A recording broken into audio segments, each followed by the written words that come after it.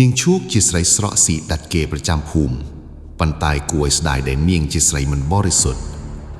ចាប់ពីពីងក្រមុំកាលណានាងលួចមានសង្សារមួយហើយមួយទៀតរាប់មិនអស់ទោះបីនាងស្រីសម្បូរប្រុសបន្តិចក៏ដោយប៉ុន្តែដោយសារសម្រស់ស្អាតនាងក៏បានរៀបការជាមួយនឹងបរិសម្នាក់ដែលជាកូនអ្នកមានជាងគេនៅក្នុងភូមិកូនកំឡោះនោះមានអាយុជាង30ឆ្នាំទៅហើយក្នុងខណៈដែលនាងទើបតែអាយុ16ឆ្នាំប៉ុណ្ណោះប្តីប្រពន្ធមួយគូនេះមានវ័យខុសប្លែកឆ្ងាយណាស់ហេតុនេះទើបសេចក្តីស្នេហារបស់គេទាំងពីរមិនសូវចុះសម្រុងនឹងគ្នាទេប៉ុន្តែប្តីនាងឈូកវិញស្រឡាញ់ប្រពន្ធដោយកែប្រណែកព្រមទាំងប្រចែប្រច័ណ្ឌមិនឲ្យប្រុសណាមកតាក់ទងឬនិយាយស្ដីអីជាមួយនាងជាដាច់ខាតក្រោយពីរៀបការមិនបានប៉ុន្មានគេក៏បានសង់ផ្ទះមួយយ៉ាងធំដែលប្រាសុទ្ធសឹងតែឈើម៉ៃសាដោយសារតែនាងរៀបការនៅអាយុក្មេងខ្ចីពេកទើប 4-5 ឆ្នាំក្រោយមកជីវិតគ្រួសារដែលមិនចុះសម្រុងនឹងគ្នាតាំងពីដំបូងមកនោះក៏កាន់តែប្រះឆាខ្លាំងទៅព្រោះនាងឈូកคล้ายទៅជាស្រីចេះដើរលេងចោលផ្ទះដោយមិនគិតដល់នីតិខ្លួនជាមេផ្ទះឡើយប្តីរបស់នាងឈូកឈ្មោះអំណោយក្រោយមកអំណោយបានคล้ายទៅជាប្រធានភូមិទៀតលោកប្រធានភូមិអំណោយដឹងច្បាស់ថានាងឈូកជាប្រពន្ធចេះលូតមានសហាយដែរប៉ុន្តែទ្រាំលេបគ្រូលេបថ្មក្រំគ្រាចិត្តតែម្នាក់ឯងទៅនៅថ្ងៃណាមួយពេលនាងដើរលេងធុញណាយហើយនាងនឹកបដូរកាយបដូរចិត្តព្រមងាកមកនៅក្នុងរង្វង់ដៃរបស់ប្តីដូចដើមវិញជាមិនខានប៉ុន្តែលោកប្រធានភូមិអំណោយគិតខប់ស្រឡះហើយព្រោះកាន់តែបណ្ដោយនាងឈូកកាន់តែភ្លើតភ្លើនឆ្ងាយទៅរហូតហើយលែងត្រឡប់ក្រោយទីបំផុតក៏រត់ទៅតាមប្រុសកំឡោះម្នាក់បាត់ទៅលោកប្រធានភូមិអំណោយសោកសៅខូចចិត្តខ្លាំងណាស់មួយនឹកស្ដាយប្រពន្ធមួយក្បាលអ្នកស្រុកព្រោះខ្លួនមានងារជាប្រធានភូមិផងរហូតដល់ថ្ងៃមួយនាងឈូកក៏ត្រឡប់មកលូនតួសារភាពកំហុសវិញលោកប្រធានភូមិអំណោយក៏ព្រមលើកទោសឲ្យនាងឈូកព្រោះយល់ថាយ៉ាងណាក៏ដោយនាងក៏ជាប្រពន្ធធ្លាប់រៀបការជាមួយគ្នាទោះបីជាអ្នកស្រុកចង់ពេបជ្រាយឬសារចំអកយ៉ាងណាក៏ដោយក៏ស្រេចតែខេទៅចោះប៉ុន្តែនាងឈូកត្រឡប់មកលើកនេះស្រប៉ាប់ស្រប៉នខុសប្លែកពីមុនដែលនាងធ្លាប់តែរីករាយស្រស់បោះជាប់ជានិច្ចលោកប្រធានភូមិអំណោយមិនហ៊ានសួរដេញដោទេព្រោះក្រែងប៉ះពាល់ទៅដល់ផ្លូវចិត្តរបស់នាងចម្លែកជាងនេះទៅទៀតនោះនាងឈូកដេកនៅតែក្នុងបន្ទប់មិនព្រមចេញទៅណាមកណាឡើយរាងកាយដ៏រលើបរលោងស្រស់ថ្លារបស់នាងដែលលោកប្រធានភូមិអំណោយធ្លាប់បានបបោអង្អែលពីមុនមកក៏បដូរទៅទ្រុឌទ្រោមស្ទាបលែងមានរសជាតិលោកប្រធានភូមិសង្កេតឃើញថាតាំងពីប្រពន្ធរបស់ខ្លួនត្រឡប់មកវិញថ្ងៃណាក៏ឃើញមានសត្វមៀមដ៏ធំមួយក្បាលមកទុំនៅលើដំបូលផ្ទះជាប្រចាំភ្នែករបស់វាសម្លឹងឡង់គួរឲ្យខ្លាចអ្នកស្រុកទីនោះគេមានជំនឿថាបើមានសត្វមៀមមកទុំនៅលើដំបូលផ្ទះដូច្នេះជាប្រភ្នូលថាមានគ្រោះអាក្រក់ព្រោះសត្វនេះមានលក្ខណៈរបស់យមទូតនៃសេចក្តីស្លាប់ដែលមិនមែនជាមង្គលល្អឡើយអ្នកស្រុកនាំគ្នានិយាយគ្រប់មាត់ថាលោកប្រធានភូមិអំណោយកំពុងតែមានគ្រោះអាក្រក់ហើយដូច្នេះទើបលោកប្រធានភូមិចាត់ឲ្យមនុស្សទៅរកគ្រូស័យសាស្ត្រមកចម្រាក់មន្ទិលនៅត្រង់ផ្ទះចោលទៅពេលគ្រូស័យសាស្ត្រមកដល់ឃើញផ្ទះដែលសង់ដោយឈើម៉ៃសាក់មួយខ្នងធំរបស់លោកប្រធានភូមិគាត់ក៏រអ៊ូឡើងថាផ្ទះឈើម៉ៃសាក់វាសមរមេដល់ការអាស្រ័យរបស់វិញ្ញាណស្រីណាស់ដូច្នេះក៏កើតសង្ស័យលោកគ្រូមានន័យថាយ៉ាងម៉េចមានន័យថាផ្ទះនេះមានវិញ្ញាណខ្មោចស្រីនៅណាភ្លាមនោះលោកគ្រូដែលមានមុនអាគៀមពូកែក៏បានអញ្ជើញឡើងទៅលើផ្ទះនិងចូលទៅបន្ទប់គេងរបស់នាងឈូកដែលកំពុងតែសំងំដេកស្ដោកព្រាបដោយមនុស្សឈឺគ្រាន់តែលោកគ្រូស័យសាស្ត្រនិងលោកប្រធានភូមិអំណោយចូលមកដល់ភ្លាមនាងឈូកក៏ងើបមកអង្គុយមើលអ្នកទាំងពីរសន្សឹម កែវភ្នែករបស់នាងសម្លឹងថ្លាពេលជួបមុខលោកគ្រូស័យសាស្ត្របញ្ជាក់ពីអាការៈតក់ស្លុតយ៉ាងខ្លាំងឯងជាគ្រូខ្មោចមែនទេអាកូនចាស់នាងឈូកស្រដីឡើងខុសពីសំឡេងធម្មតាដែលលោកប្រធានភូមិអំណោយធ្លាប់បានឮពីមុនមកលោកប្រធានភូមិដ៏ថ្នាក់ព្រឺរោមនឹងសម្ដីប្រពន្ធពិតដូចជាសម្ដីអ្នកស្រុកនិយាយមែនបើសត្វមៀមទុំលើផ្ទះនឹងសញ្ញានៃភាពចង្រៃហើយសត្វមៀមនេះគឺជាយមទូតនៃសេចក្តីស្លាប់ដោយឈើម៉ៃសាក់របស់លោកប្រធានភូមិអំណោយច្បាស់ជាមានវិញ្ញាណមកអាស្រ័យនៅយ៉ាងពិតប្រាកដវិញ្ញាណសាហាវនេះវាបានធ្វើឲ្យនាងឈូកផ្លាស់ប្ដូរទៅមកដល់ពេលនេះលោកប្រធានភូមិអំណោយជឿហើយថានាងឈូកត្រូវវិញ្ញាណខ្មោចព្រៀងជួលឬអាចជាយ៉ាងណាមួយជាវិនផុតទើបនាងត្រឡប់មកផ្ទះវិញទាំងសភាពខុសពីធម្មតាពីមុននាងឈូកជាមនុស្សរីករាយណាស់ប៉ុន្តែក្រោយពេលត្រឡប់មកសុំការប្រោសប្រណីពីប្តីអ្វីបានខុសប្រក្រតីទាំងអស់ រហូតដល់លោកប្រធានភូមិជឿតាមសម្ដីអ្នកស្រុកហៅគ្រូស័យសាស្ត្រមកដេញឆ្មោយព្រាងពីផ្ទះឈើម៉ៃសាក់រំដោះគ្រូភ័យពេលគ្រូស័យសាស្ត្របានឃើញនាងឈូកភ្លាមគាត់ដឹងច្បាស់ថានាងឈូកត្រូវវិញ្ញាណខ្មោចព្រាងចូលហើយវិញ្ញាណនោះទៀតសោតមិនមែនជាវិញ្ញាណធម្មតាឡើយវាជាវិញ្ញាណរបស់ស្រីតណ្ហាក្រាស់ដែលត្រូវការអាស្រ័យនៅក្នុងរាងកាយរបស់នាងឈូកដើម្បីមកនៅក្នុងផ្ទះឈើម៉ៃសាក់នេះប៉ុណ្ណោះលោកប្រធានភូមិចេញត្រមុនសិនទៅហើយបិទទ្វារផ្ទះផងកុំភ្លេចថាទោះបីជាឮអ្វីក៏ដោយកុំភ័យហើយកុំចូលមកក្នុងបន្ទប់នេះប្រពន្ធរបស់លោកត្រូវវិញ្ញាណរបស់ខ្មោចព្រាងចូលហើយពេលលោកប្រធានភូមិអំណោយចេញពីបន្ទប់ទៅគ្រូស័យសាស្ត្រក៏លូកដៃចូលទៅក្នុងថង់យាមរាវរកវត្ថុខ្លាំងពូកែដែលបានរៀបចំទុកជាស្រេចនោះដើម្បីកម្ចាត់ខ្មោចព្រាងគាត់សូត្រគាថាមួយសន្ទុះហើយក៏សួរទៅថាប្រាប់មកថាឯងជាអ្នកណានាងខ្មោចចង្រៃនិយាយចប់គ្រូស័យសាស្ត្រក៏ចូលទៅរករាងកាយដែលកំពុងតែដេកស្ដួកលើគ្រែពេលនោះរាងកាយរបស់នាងឈូកក៏ងើបអង្គុយឡើងហើយសើចចំអកដាក់គ្រូស័យសាស្ត្រវឹងក្រោយពីគ្រូខ្មោចសូត្រគាថា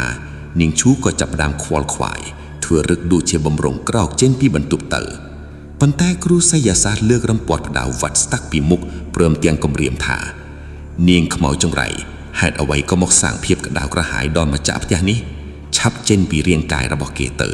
បើមិនចេញទេអញនឹងវាយឯងដោយរំពាត់ផ្ដៅនេះហើយនិយាយចាប់គ្រូស័យសាស្ត្រក៏លើករំពាត់ផ្ដៅវត្តទៅលើរាងកាយរបស់នាងឈូកសំលេងនាងឈូកស្រែកធ្ងន់ធ្ងរដោយក្តីឈឺចាប់អូយជួយប្រពន្ធផងលោកប្រធានភូមិទៅណាហើយមកជួយប្រពន្ធផងអូយសំលេងនាងស្រែកសុំជំនួយពីលោកប្រធានភូមិអំណោយដែលកំពុងតែរងចាំស្ដាប់ការបង្ក្រាបខ្មោចនៅខាងក្រៅបន្ទប់សំលេងធ្ងន់យ៉ាងអាណោតអាណោមធ្វើឲ្យលោកប្រធានភូមិទ្រាំមិនបានតែប្រញាប់បើកទ្វារចូលទៅភ្លេចបំរាមរបស់គ្រូស័យសាស្ត្រមុននេះទាំងភ្លេចមិនអែតបានហើយខ្ញុំសូមអង្វរលោកគ្រូឈប់វាឈូសប្រពន្ធខ្ញុំទៅវាជាវិញ្ញាណចង្រៃមិនមែនជាប្រពន្ធរបស់លោកទេកុំហាមអីខ្ញុំនឹងដេញវិញ្ញាណស្រីពេស្ចាឲ្យចេញពីរាងកាយឥឡូវនេះប្រាប់មកមីខ្មោចចង្រៃឯងជាអ្នកណា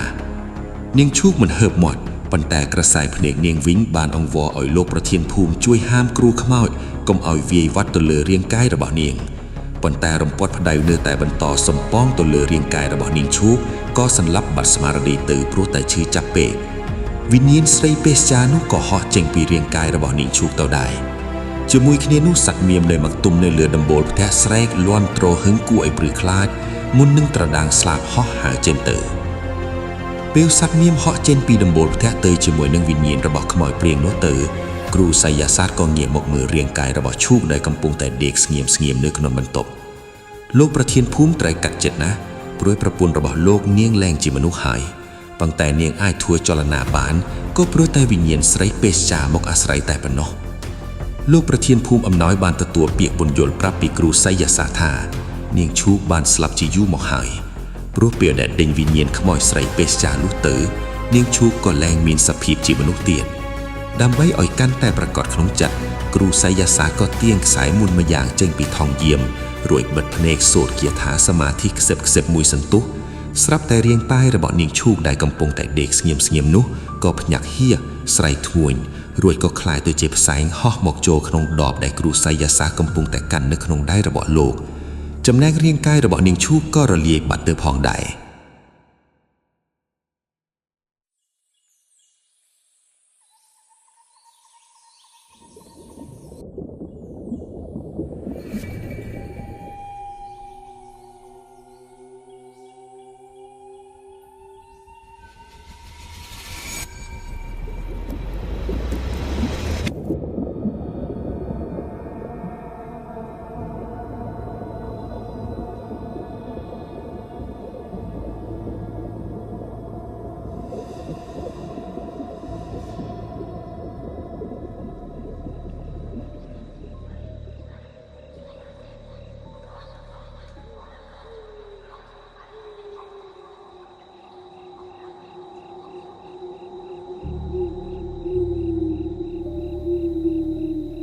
6 ខែ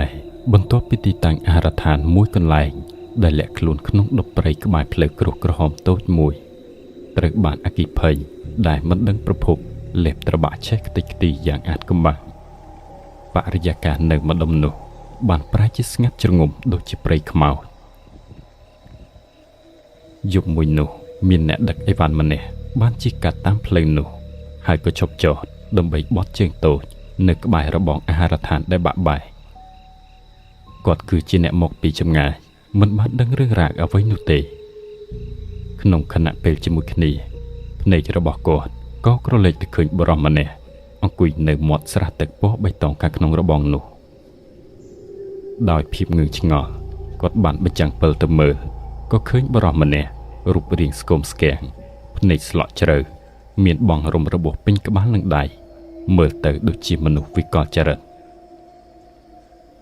អ្នកដឹកអីវ៉ាន់សួរដោយស្ទាក់ស្ទើរថាណែប្អូនមកអង្គុយនៅទីនេះធ្វើអីទាំងយប់ងងឹតឈឹងហ្នឹងបុរសនោះមិនតបភ្លាមទេគាត់បែរមកញញឹមបែបព្រឿរោមរួចយកម្រាមដៃដាក់លើមាត់ហើយខ្សឹបតិចតិចថាមាត់តិចតិចបងប្រពន្ធខ្ញុំកំពុងដេកកុំឲ្យនាងខឹងអីបើនាងខឹងនាងចូលចិត្តដកក្បាលមកដាក់លើស្មាខ្ញុំណាពាក្យសម្ដីដ៏ចម្លែកនេះធ្វើឲ្យអ្នកដឹកអីវ៉ាន់ព្រឺសម្បុរខ្ញាស់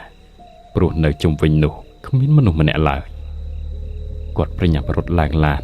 បកចេញទៅទាំងប្រលឹងចុងសោះលុះតែទៅដល់ទីតាំងទម្លាក់អីវ៉ាន់នៅក្បែរផ្សារក្រោយរៀបរាប់ប្រាប់គេទៅដឹងថាបុរសនោះគឺជាបងយ៉ាន់មុនពេលដែលគេឃើញគាត់អង្គុយនៅទីនោះគឺគាត់ត្រូវបានប៉ូលីសឃាត់ខ្លួនយកទៅអស់ប៉ុន្មានថ្ងៃ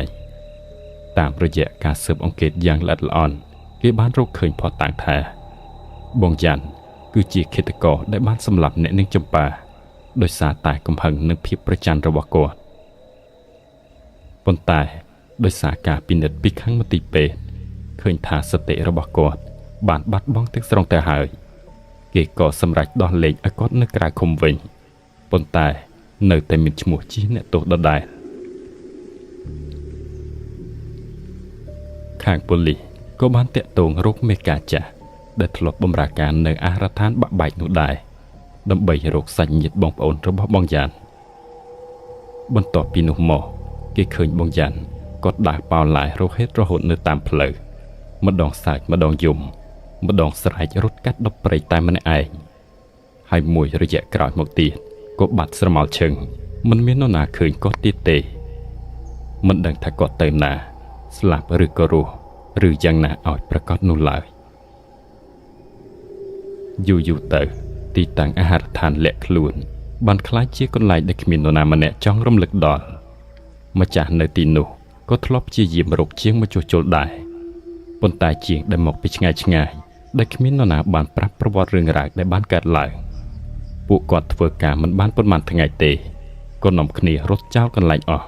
មួយក្រុមហើយមួយក្រុមទៀតជាបន្តអ្វីដែលពួកគេឃើញនិងនិយាយដូចគ្នានោះគឺនៅយប់ប្រលប់ណាស់ដែលស្ងាត់គ្មានមនុស្សឆ្លងកាត់គេតែងឃើញមនុស្សស្រីម្នាក់អង្គុយសំយងជើងលើមេឈើធំដែលគ្របពីលើមាត់ស្រះនាងអង្គុយសិតសក់យ៉ាងយឺតឮទាំងសំឡេងច្រៀងល្វើយផងប៉ុន្តែក្បាលរបស់នាងបែរជាធ្លាក់ផ្អែកមកលើស្មាម្ខាងហាក់ដូចជាគ្មានឆ្អឹងក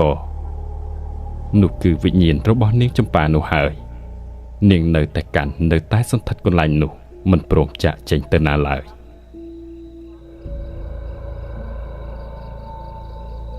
រឿងរ៉ាវជាច្រើនធ្លាប់បានកើតឡើងនៅក្នុងអតីតកាល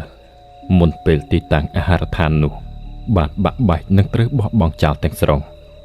ព្រោះតែវាបានបង្កការភ័យខ្លាចអំពីសំណាក់ព្រលឹងវិញ្ញាណខ្មោចនរណាក៏បានដឹងបានឮរួចក៏ជួបនៅហេតុការណ៍ចម្លែកឲ្យតែឆ្លងកាត់ម្នាក់ឯងតាមផ្លូវកាត់ពីមុខទីតាំងនោះវាស្ថិតនៅក្នុងសម័យកាលអំឡុងឆ្នាំ2001សម័យដែលចរាចរណ៍នៅតាមផ្លូវ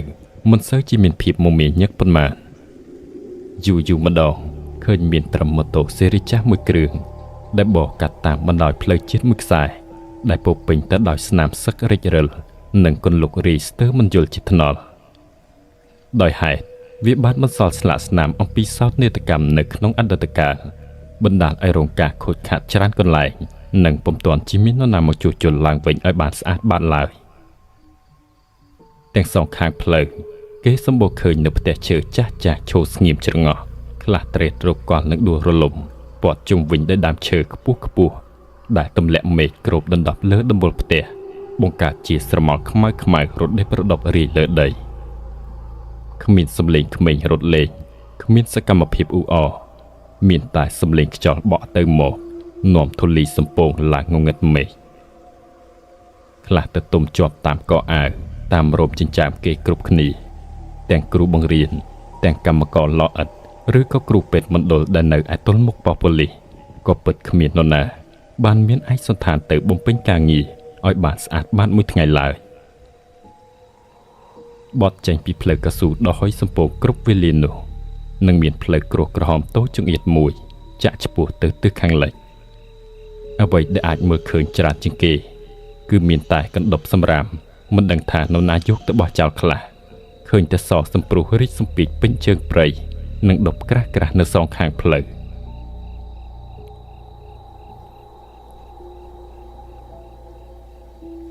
បរិយាកាសនឹងប្រែជាត្រជាក់ស្រេបភ្លាមភ្លាមខណៈចូលមកដល់ប៉ុន្តែរៀងធំក្លិនស្អុយបន្តិចអំពីកាកសំណល់ដែលវល់ចូលគ្នារីប៉ាយគ្មានសណ្ដាប់ធ្នាប់ប៉ុន្តែយ៉ាងណាផ្លូវនេះគឺមិនស្ងាត់នោះទេសម្បូរឃើញឡានម៉ូតូថ្មីបោះចេញចូលទៅមកជាប្រចាំនោះក៏ដោយហេតុតែបើហួសទៅមុខបន្តិចទៀតគេនឹងប្រទះឃើញស្លាកឈើចាស់មួយដែលរលប់អសរស្ទើរអស់ទៅហើយវាបង្ហាញពីទីតាំងនៃអាហារដ្ឋានលាក់ខ្លួនមួយដែលស្ថិតដាច់ឆ្ងាយពីសង្គមមនុស្សខាងក្រៅនៅកណ្ដាលដបព្រៃដ៏ស្ងាត់ជ្រងំនោះគឺស្រះទឹកធំមួយដែលមានផ្ទៃទឹកពណ៌បៃតងចាស់គ្របទៅដោយស្លាយពីខាងលើតោងនឹងថ្កល់ស្ងប់ឈឹងគ្មានរលករង្គើសូម្បីតែបន្តិច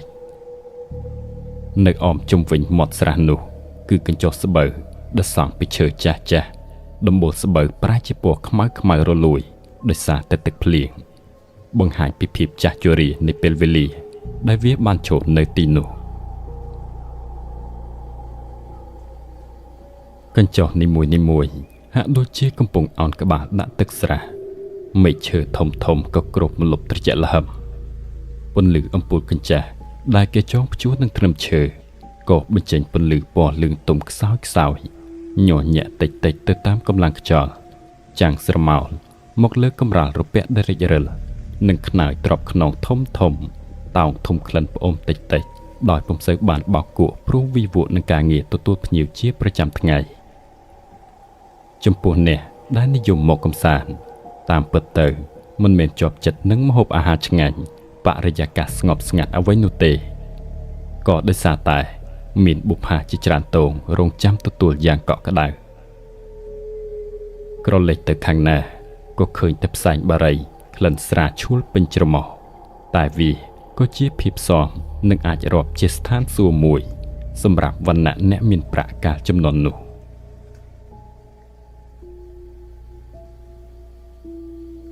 ក្នុងរសៀលថ្ងៃមួយកម្ដៅថ្ងៃចាំងកាត់ធូលីដីហុយសំពងដូចរាល់ដងប៉ុន្តែស្រាប់តែលេចចេញស្រមោលមនុស្សពីរនាក់ដើរនៅលើផ្លូវគ្រោះក្រហមឆ្ពោះមកកាន់អាហារដ្ឋានដែលលាក់ខ្លួនក្នុងដុបព្រៃនេះពួកគេទាំងពីរ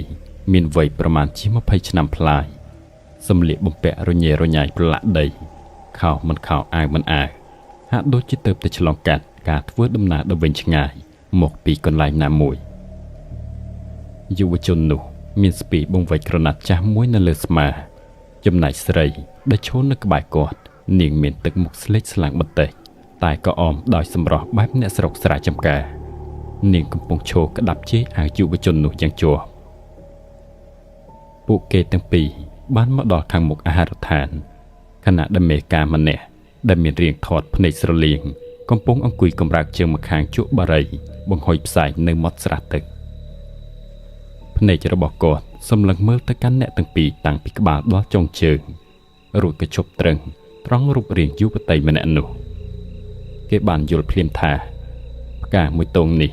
បើទោះបីជាប្រឡាក់ដីបន្តិចមែនប៉ុន្តែបើបានលាងជំរះដោយទឹកស្អាតបាតវានឹងក្លាយជាផ្កាដែលតាក់ទាញភ្ញៀវឲ្យមកចាយប្រាក់មិនខានបានបន្តិចគាត់ក៏ងើបដើរសម្ដៅទៅរកអ្នកទាំងពីររួចក៏ពោលពាក្យថាពួកឯងទាំងពីរមករកអីមកសុំការងារធ្វើមែនទេ មេកាសួរដោយសំឡេងម៉ាត់មិនអោនលំទោនខណៈភ្នែកមិនព្រមដកចេញពីយុវតីម្នាក់នោះឡើយបុរសក្មេងនោះក៏ងក់ក្បាលយ៉ាងរហ័សរួចក៏តបដោយសម្ដីញ័រញ័រថាបានលោកពូពួកខ្ញុំមកពីឆ្ងាយណាស់ពួកខ្ញុំចង់មកសុំការងារធ្វើការងារអ្វីក៏បានដែរឲ្យតែមានកន្លែងស្នាក់នៅនឹងបាយហូបមេកាដកបារីចេញពីមាត់រួចសាច់ហួសចិត្តនឹងតបទៅវិញភ្លាម កន្លែងនេះមិនមែនមណ្ឌលសង្គ្រោះទេប្អូនតែអញក៏កំពុងខ្វះនៅលើកម្ហូបនឹងទទួលភ្ញៀវដែរស្រីនេះអញយកតែឯងអញអត់យកទេកន្លែងពេញអស់បាត់ទៅហើយ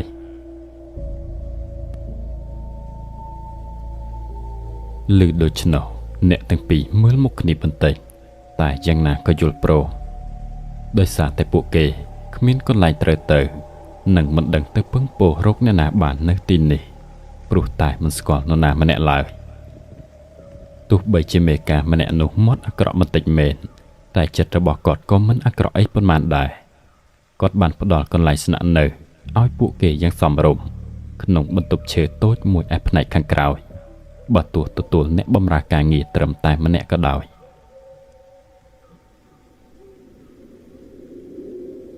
ក្រោយរំលងទៅបានមួយរយៈចាប់ផ្ដើមស្គាល់គេស្គាល់ឯងគេក៏បានដឹងថាតាមពិតទៅពួកគេទាំងពីរមិនមែនជាប្តីប្រពន្ធអីនឹងគ្នានោះឡើយ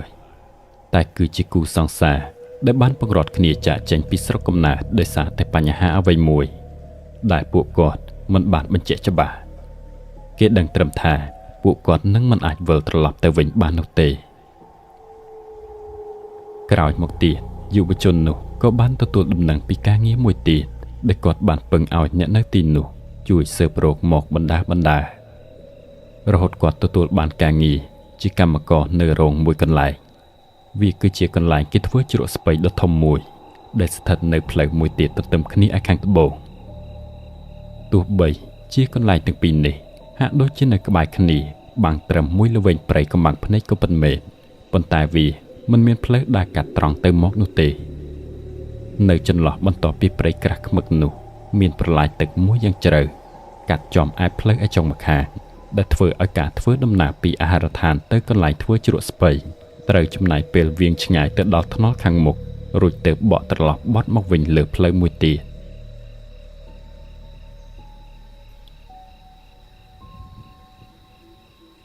ពេលវេលា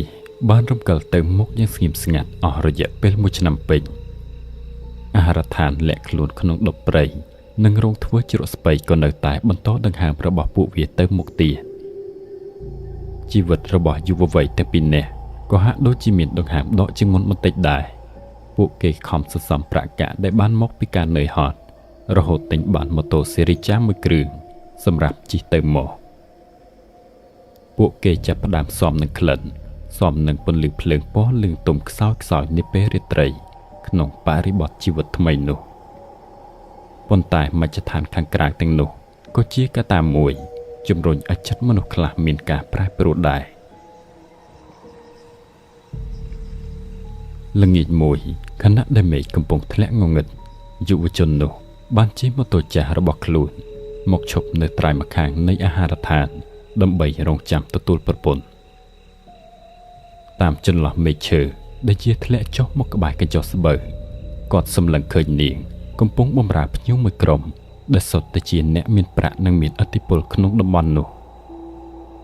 ក្នុងពន្លឺអំពូលកញ្ចាស់ដែលញ័រញាក់តាមខ្យល់គាត់ឃើញផ្ទាល់ភ្នែកគឺបុរសម្នាក់ក្នុងចំណោមភ្ញៀវទាំងនោះលូកដៃមកអង្អែលខ្នងនាងនិងចាប់ទាញដៃទាញស្មានាងយ៉ាងជិតស្និទ្ធហួសហេតុយុវជននោះក្តាប់ដៃចង្កត់ម៉ូតូយ៉ាងណាសរសៃដៃឡើងប៉ោងចិត្តចង់ទៅស្ទុះទៅវាកំទេចតុកនោះឲ្យខ្ទេចប៉ុន្តែសមត្ថភាពនឹងតណាត្រឹមតែជាអ្នកស៊ីឈ្នួលគេបាទបង្ខំឲ្យគាត់នៅស្ងៀមអ្វីដែលធ្វើឲ្យគាត់ឈឺចាប់បំផុតនោះគឺនាងមិនបានសម្ដែងអាការៈទើសទាល់ឬក៏រើសបំរាស់ឡើយនាងនៅតែញញឹមស្ងួតនិងចាក់ស្រាឲ្យភ្ញៀវនោះបន្តទៀតហាក់ដូចវាជារឿងធម្មតាដែលត្រូវតែកើតឡើង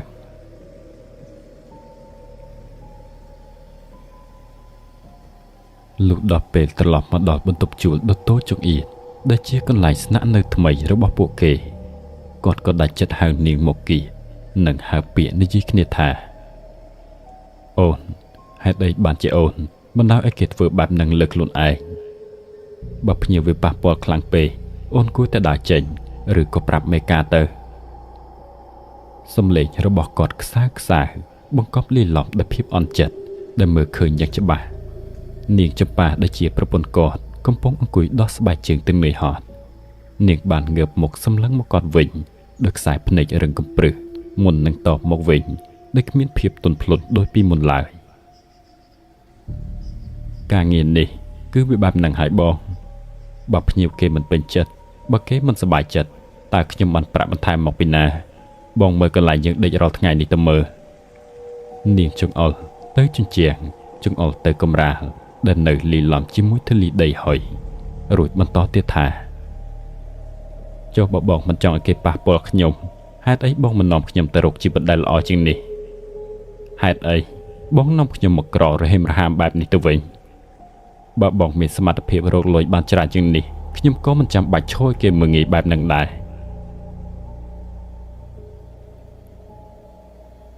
បងយ៉ាន់គាត់បិទមាត់ចិត្តឈឹងសម្ដីដែលចង់តបក៏រលាយបាត់អស់ទៅក្នុងបំពង់កគាត់សម្លឹងមើលដៃខ្លួនឯងដែលប្រឡាក់ទឹកជ្រក់ស្ពៃនិងក្លិនជូរដែលលាងមិនជ្រះរួចក៏បែរមុខចេញទៅក្តុកក្តួលគាត់ដឹងច្បាស់ថាសម្ដីនាងវាគឺជារឿងពិតដ៏ជូរចត់ដែលមិនមានអ្វីប្រកែកបានឡើយភាពអសមត្ថភាពរបស់គាត់បានខ្លាចជាច្រវាក់ដែលចាក់ជើងរបស់នាងឲ្យជាប់នឹងកញ្ចុះស្បឹងរលួយនោះភាពប្រែប្រួលរបស់នាងចាប់ផ្ដើមស្ដែងចេញមកកាន់តែច្បាស់ឡើងតាមរយៈការស្លៀកសម្លៀកបំពាក់ដែលកាន់តែខើចខ្លីទៅម្សៅក្រមូនដែលលាបផ្អឹបលើផ្ទៃមុខក៏កាន់តែក្រាស់ដើម្បីបិទបាំងភាពនឿយហត់សមជាមួយក្លិនទឹកអប់ថោកដែលនាងប្រើវាបង្ហាញសរុបមកវិញយ៉ាងច្បាស់ថានាងមិនមែនជាចម្ប៉ាក្មេងស្រីស្រុកស្រែពីមុនម្នាក់នោះទៀតទេភ្នែករបស់នាងលែងសម្លឹងមើលមកបងចាន់ដោយភាពកក់ក្ដៅទៀតហើយវាជំនួសមកវិញដោយក្រសែភ្នែករឹងកំព្រឹសនិងពោពេញដោយមហិច្ឆតាចង់ចាក់ចេញពីពួកច្រំនៃជីវិតដ៏រហ័សមួយនេះ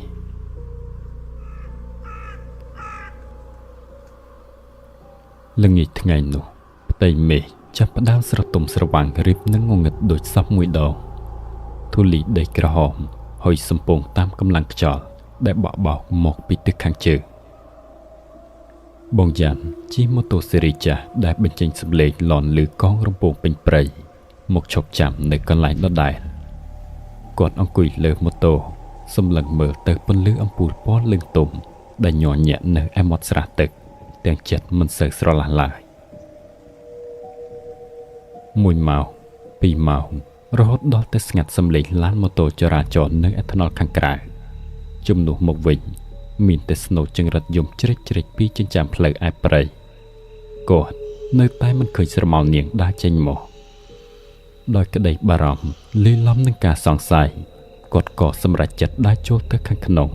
ដើរទៅជួបលោកពូម្នាក់ដែលគាត់ស្គាល់គ្នារួចក៏សុំសួរគេថាឃើញប្រពន្ធគាត់ទេលោកពូម្នាក់នោះក៏បង្អាក់ដៃឈប់ប្រមូលចានពីលើតុមួយផ្លេតគាត់ងើបមុខមកមើលមុខបងយ៉ាន់ដោយខ្សែភ្នែកអាណិតអាសូររួចក៏ខ្សឹបប្រាប់តិចថានាងមិននៅទីនេះទេ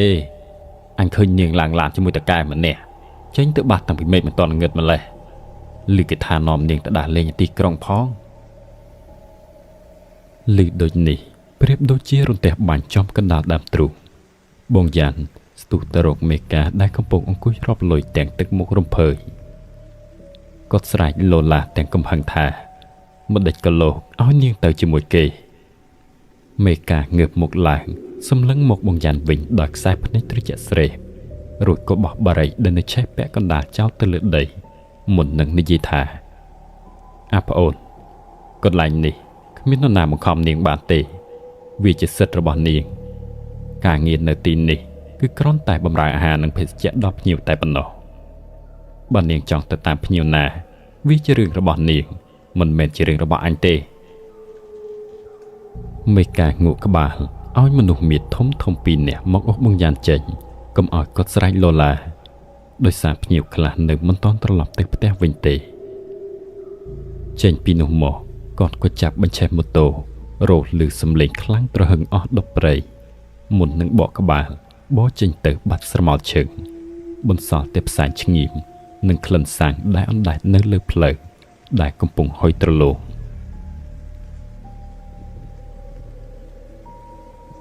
នាឡិកាបានបង្អស់ពេលឈានដល់ម៉ោង 4 ទីភ្លឺដែលជាពេលវេលាត្រជាក់ស្រេបនិងងងឹតម្នាក់កំពុងពេញលងលក់យ៉ាងស្កប់ស្កល់បន្ទាប់ពីបំពេញកិច្ចការងារមកតាំងពីព្រលឹមអាប់ក្រាស់អណ្ដែតកាត់ផ្ទៃស្រះទឹកពណ៌បៃតងសាយភីទាំងភាពត្រជាក់ប៉ះដល់ទាំងខ្លួនអ្នកដែលកំពុងដេកយាមនៅក្នុងកញ្ចក់ខ្ទមរំពេចនោះសន្ធឹកម៉ូតូបានបន្លឺឡើងពីចម្ងាយឯខាងមុខ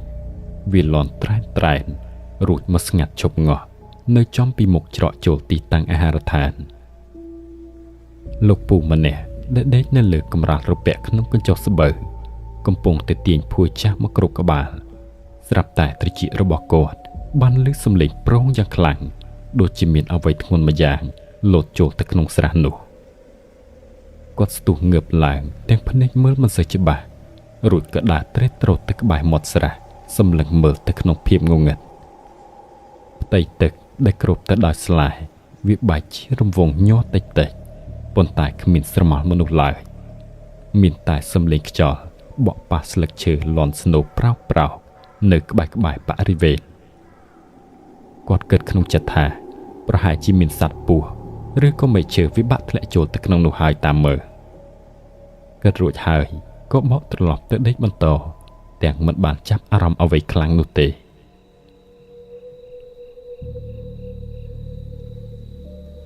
ប៉ុន្មានថ្ងៃបន្តមកកន្លែងទទួលភ្ញៀវហាក់ដូចជាមានអ្វីម្យ៉ាងបានបាត់បង់វត្តមានទៅ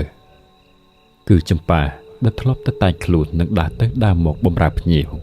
បានបាត់ស្រមោលឈឹងមិនឃើញមកធ្វើការនោះទេទាំងមេការទាំងមិត្តរួមការងារមិនមាននរណាម្នាក់ឆ្ងល់ខ្លាំងឡើយព្រោះគ្រប់គ្នាដឹងថាប្រហែលជាបងយ៉ាន់ជប់ឲ្យនាងចម្ប៉ាមកធ្វើការឲ្យតាមមើលព្រោះយប់នោះគាត់ខឹងខ្លាំងណាស់ម្នាក់បានត្រឹមតែនិយាយខ្សឹបខ្សៀវមើលមុខគ្នាទៅវិញទៅមករួចពេលប្រឡប់ក៏មិនឃើញបងយ៉ាន់មកឈប់ម៉ូតូទទួលនាងទៀតនោះពួកគេក៏បានសន្និដ្ឋានបែបនេះគ្រប់គ្នា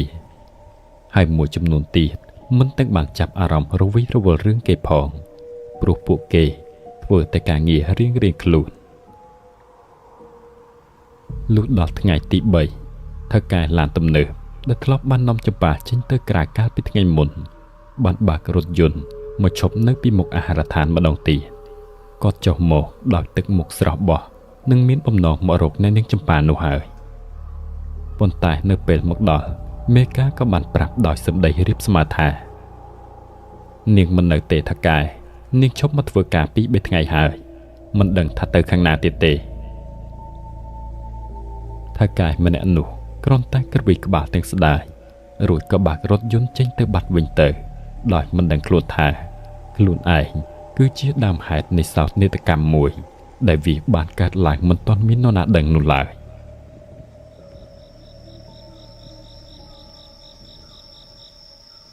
ប្រលប់ថ្ងៃដដែលក្រោយមេឃចាប់ផ្ដើមធ្លាក់ពន្លឺប្រែទៅជាពណ៌ខៀវងងឹតពន្លឺអំពូលចាស់កំពុងរៀបចំបើកឡើងវិញបញ្ចេញពន្លឺលឿងទុំខ្សោយបន្ថែមបរិយាកាសដល់មនុស្សដែលកំពុងស្រវឹងនៅខាងក្រោមដំបូលស្បូវភ្ញៀវចាស់មិនតាន់ចេញទៅភ្ញៀវថ្មីក៏ចាប់ផ្ដើមមកកញ្ចក់ស្បូវនីមួយពោពេញទៅដោយក្លិនស្រាលនិងសម្រែកសើចសប្បាយស្របពេលដែលពេលវេលាកាន់តែរំកិលទៅមុខមិនឈប់ឈររំពេចនោះក្នុងចន្លោះកណ្ដាលនៃស្រះទឹកដែលស្ងប់ឈឹងស្លែពណ៌បៃតងដែលនៅខាងលើចាប់ផ្ដើមបែកចេញពីគ្នាដូចជាមានអ្វីម្យ៉ាងពណ៌សស្លេកបានអណ្ដែតងើបឡើងមកយឺតចេញពីក្នុងបាតស្រះភ្ញៀវម្នាក់ដែលកំពុងលើកកែវស្រាស្រាប់តែភាំងស្មារតីកែវស្រាជ្រុះចេញពីដៃទៅបោកនឹងថ្មបែកខ្ទេចខ្ទីគាត់បើកភ្នែកធំរួចក៏ស្រែកថាមានខ្មោចអណ្ដែតទឹកសម្រាប់នោះធ្វើឲ្យគ្រប់គ្នានៅទីនោះផ្អើលឈូឆរសាកសពមនុស្សស្រីម្នាក់បានអណ្ដែតផ្កាប់មុខនៅក្នុងស្រះទឹកដ៏កខ្វក់នោះសាកសពនោះហើមស្ទល់ ស្បែកប្រាជាពណ៌សស្លេកស្លាញ់មេកាបានស្ទុះទៅយកឈើវែងមកគៀសពនោះចូលមកមាត់ច្រាំងរួចក៏ទាញត្រឡប់ផ្ងាមមកខាងទៀតដើម្បីសម្គាល់ថាជានរណាគ្រាន់តែសពក្រឡាប់មកភ្លឹបគ្រប់គ្នាស្ទើរតែលេងដកដង្ហើមភ្លាមរូបរាងដែលធ្លាប់តែឃើញស្អាតបាតពេលនេះប្រែជាគួរឲ្យរន្ធត់ជាទីបំផុតនៅត្រង់កញ្ចឹងកពីក្រោយមានស្នាមកាប់យ៉ាងជ្រៅមួយកំបិតដែលស្ទើរតែដាច់របេះចេញពីស្មាហាក់ដូចជាឃាតករបានកាប់សម្លាប់នាងពីក្រោយទាំងកំហឹងយ៉ាងសាហាវយង់ឃ្នោសម្លៀកបំពាក់ដែលនាងស្លៀកគឺជាឈុតចុងក្រោយដែលគ្រប់គ្នាបានឃើញនាងនោះហើយនាងគឺចម្ប៉ានាងមិនបានទៅណាឆ្ងាយនោះទេនាងនៅទីនេះជាមួយគ្រប់គ្នាប៉ុន្តែនាងបានខ្លាចជាសាកសពហើមស្អុយបាត់ទៅហើយភ្ញៀវទាំងអស់រត់ចែកជើងគ្នាចេញពីអាហារដ្ឋានខ្លះដួលបោកខ្លួនប្រសេះប្រសាចពេញផ្លូវ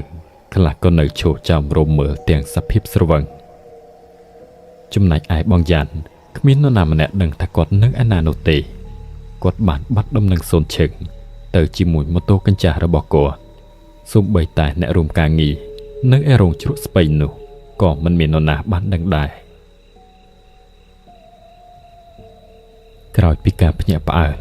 នៃកំហឹងសាកសពដែលអណ្ដែតក្នុងស្រះទឹកពណ៌បៃតងនោះអាហារដ្ឋានដែលធ្លាប់តែលាក់ខ្លួនបម្រើភាពសប្បាយរីករាយដល់អ្នកមានប្រាក់ក៏ត្រូវបានបិទទ្វារភ្លាមជាបណ្ដោះអាសន្នត្រឹមតែមិនប៉ុន្មានម៉ោងបន្ទាប់ពីចំរមមើលហើយមនុស្សម្នីក៏ដើរចាក់ចេញទៅបណ្ដាអ្វីគ្រប់យ៉ាងត្រូវបានជំនួសដោយខ្សែភ្នែកភ័យខ្លាចរបស់អ្នកភូមិក្បែរនោះ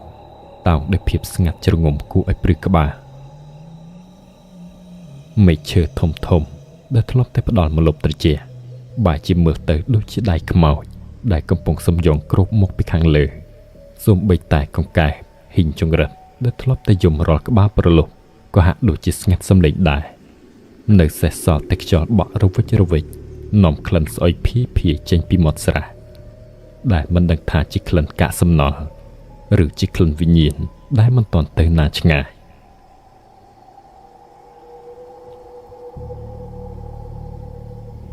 មិនយូរប៉ុន្មានប៉ូលីសប៉ុស្តិ៍ដែលនៅទល់មុខមណ្ឌលសុខភាពក៏បានមកដល់កន្លែងកាត់ហេតុពួកគាត់បានប្រើប្រាស់ពិលបញ្ចាំងកាត់ភាពងងឹតដើម្បីធ្វើកំណត់ហេតុនិងពិនិត្យស្លាកស្នាមផ្សេងគឺឃើញមានស្នាមមួយគត់កាប់នៅត្រង់កញ្ចឹងកយ៉ាងជ្រៅបញ្ជាក់ថាជាករណីឃាតកម្មដោយចេតនានិងពោពេញទៅដោយកំហឹងមេកាបានត្រឹមតែឈរអោបដៃដកដង្ហើមធំទាំងទឹកមុខស្លេកស្លាំងគាត់បានរៀបរាប់ប្រាប់ទៅកាន់ប៉ូលីសទាំងសំឡេងញ័រអំពីចំនួនរវាងបងច័ន្ទនិងចម្ប៉ាកាលពីយប់ថ្ងៃមុននាងបាត់ខ្លួន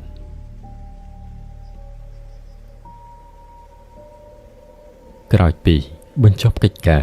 និងថតរូបទុកជាឯកសាររួចរាល់សមត្ថកិច្ចក៏បានសម្រេចប្រគល់សាកសពឲ្យទៅខាងអាហារដ្ឋានជាអ្នកចាត់ចែងធ្វើបុណ្យព្រោះពុំទាន់អាចតាក់ទងសាច់ញាតិនៅឯស្រុកកំណើតបាន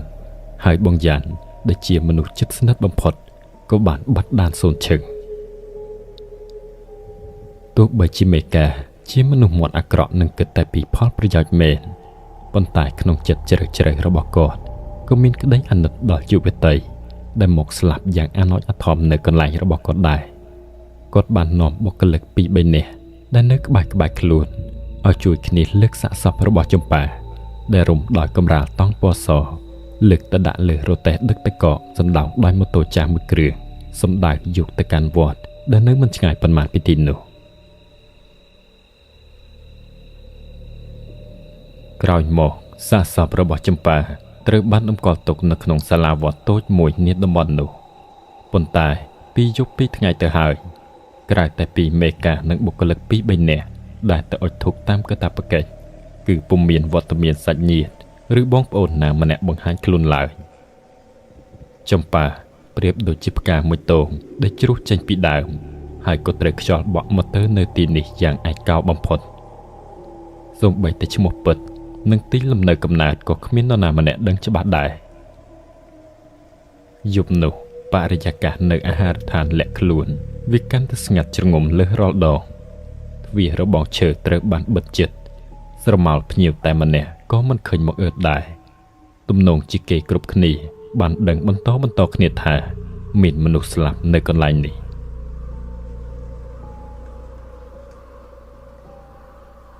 លោកពូមេកាអង្គុយម្នាក់ឯងនៅខាងក្រៅក្រោមពន្លឺអំពូលម៉ែតពណ៌សព្រាលជះបំភ្លឺមលតុកដែលពោពេញទៅដោយក្រដាសវិក្កយបត្រនិងម៉ាស៊ីនគិតលេខចាស់មួយគ្រឿងខណៈដែលគាត់កំពុងអោនមុខចុះផ្ទៀងផ្ទាត់លេខគាត់ចូលបញ្ជីម្ដងមួយស្រាប់តែពេលនោះមានក្លិនទឹកអស់ភីងមកយ៉ាងផ្អែមដែលគាត់ចំណាំបានយ៉ាងច្បាស់ថាជាក្លិនរបស់ចម្ប៉ាវាបានបក់ផាត់មកប៉ះចុងច្រមុះរបស់គាត់យ៉ាងឆួលមេកាបញ្ឈប់ដៃបន្តិចលើម៉ាស៊ីនគិតលេខគាត់ងើបមុខហិតខ្យល់តិចរួចក៏គ្រួយក្បាលដោយពោលពាក្យថាអេចុះក្លិនស្អីមកពីណានឹងវិញគាត់រអ៊ូតិចម្នាក់ឯងរួចក៏អោនចុះទៅធ្វើការបន្តមិនបានប៉ុន្មាននាទីផងខណៈដែលភ្នែករបស់គាត់សម្លឹងមើលលេខលើក្រដាសស្រាប់តែនៅពីមុខគាត់ដូចជាមានមនុស្សស្រីម្នាក់ដើរកាត់វឹងពីឆ្វេងទៅស្ដាំក្នុងល្បឿនយ៉ាងលឿនអ្វីដែលធ្វើឲ្យគាត់ភាំងស្មារតីបន្តិចនោះគឺស្រមោលនោះដូចជាមានកាន់កូនថាសពណ៌ប្រាក់និងកៅស្រាដូចជាកំពុងប្រញាប់ប្រញាល់យកទៅបម្រើភ្ញៀវនៅតាមកញ្ចុះស្បូវយ៉ាងដូចនេះដែរមេកាងើបមុខឡើងវឹបភ្នែកសម្លឹងមើលជុំវិញខ្លួនទាំងមិនស្រួលចិត្តគាត់ស្រែកសួរថាអ្នកណាគេប៉ុន្តែគ្មានសំឡេងឬស្រមោលមនុស្សណាម្នាក់តបមកវិញឡើយក្បែរនោះស្ងាត់ជ្រាបគាត់ក្រឡេកទៅមើលផើងផ្កាដើមដូងតូចនៅរ៉ូបលំអក្បែរមាត់ស្រះទាំងទីនោះងងឹតឈឹងរោមនៅលើដៃរបស់គាត់ចាប់បះឡើងជ្រងាងទាំងមិនយល់ហេតុបានបន្តិចដំណក់ញើសតូចក៏ចាប់ផ្ដើមដល់ជើងសក់របស់គាត់គិតក្នុងចិត្តថាកន្លែងមិនទាន់បើកដំណើរការវិញផងរួចវាក៏យប់ណាស់ដែរទៅហើយតើនឹងមានស្រីបម្រើការឯណាទៅដើរកាន់ថាមហូបនៅម៉ោងនេះគាត់សម្រេចចិត្តក្រោកឈររុញកៅអីចេញទៅក្រោយរួចដើរសម្ដៅទៅផ្នែកខាងក្រោយដែលជាកន្លែងស្នាក់នៅរបស់បុគ្គលិកស្រីនៅទីនោះលោកពូមេកាគាត់ឈរគោះទ្វារបន្ទប់ធំបន្ទាប់ពីវារបើកឡើងក៏ឃើញពួកនាង 3-4 នាក់កំពុងអង្គុយជុំគ្នានៅក្នុងនោះខ្លះកំពុងអត់សក់គៀបសក់ឲ្យគ្នាខ្លះកំពុងលាបថ្នាំក្រចកយ៉ាងធម្មតាក្រោយឈររាសម្លឹងមើលបន្តិចគាត់ក៏សួរឡើងថាពួកឯងមុននេះមាននរណាចេញទៅក្រៅទេស្រីទាំងនោះងើបមុខឡើងមើលមុខគ្នាទៅងឿងឆ្ងល់រួចមានម្នាក់ក៏ឆ្លើយមកវិញថាគ្មានទេពូពួកខ្ញុំអង្គុយនៅក្នុងនេះតាំងពីល្ងាចចេញទៅធ្វើអីពូបើគ្មានភ្ញៀវផង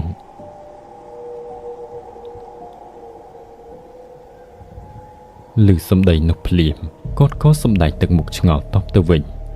គាត់មិនបានស្រដីអ្វីបន្តទាំងអស់គ្រាន់តែប្រញាប់បិទទ្វាររួចងាកក្រោយដើរចូលទៅក្នុងបន្ទប់ស្នាក់នៅរបស់គាត់ដែលនៅទល់មុខនោះយ៉ាងលឿនមិនហ៊ាននៅខាងក្រៅទៀតទេរួចគាត់ក៏មិនហ៊ានសូម្បីតែគិតអ្វីផ្ដេសផ្ដាស់ផងដែរលោកពូបានប្រាស់ខ្លួនទៅសំងំលើគ្រែឈើចាស់ក្នុងបន្ទប់ទាំងចិត្តនៅមិនស្ងៀមសំឡេងកង្ហារចាស់វិលយឺតលាន់ឮស្នូកក្រោកក្រាក់ជាចង្វាក់ក្នុងខណៈដែលភ្នែកកំពុងតែរលាវរៀបរកកោះនឹងលុះស្រាប់តែមានសំឡេងសម្រាប់ជើងមនុស្សដើរកាត់លើគ្រោះនិងសំឡេងមាត់រងើដូចជាមនុស្សកំពុងជជែកគ្នាខ្សឹបចេញពីខាងក្រៅមកគាត់ភ្ញាក់ឡើងក្រញាងលោកពូស្ទុះក្រោកពីលើគ្រែរួចដើរទៅបើកទ្វារក្រាស់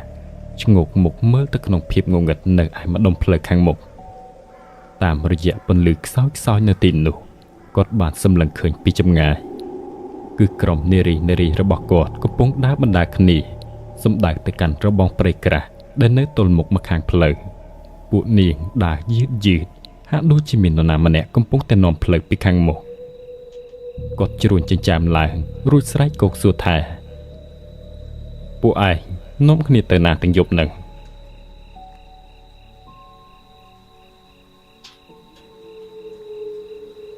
គ្រាន់តែឮសំឡេងគាត់ភ្លាម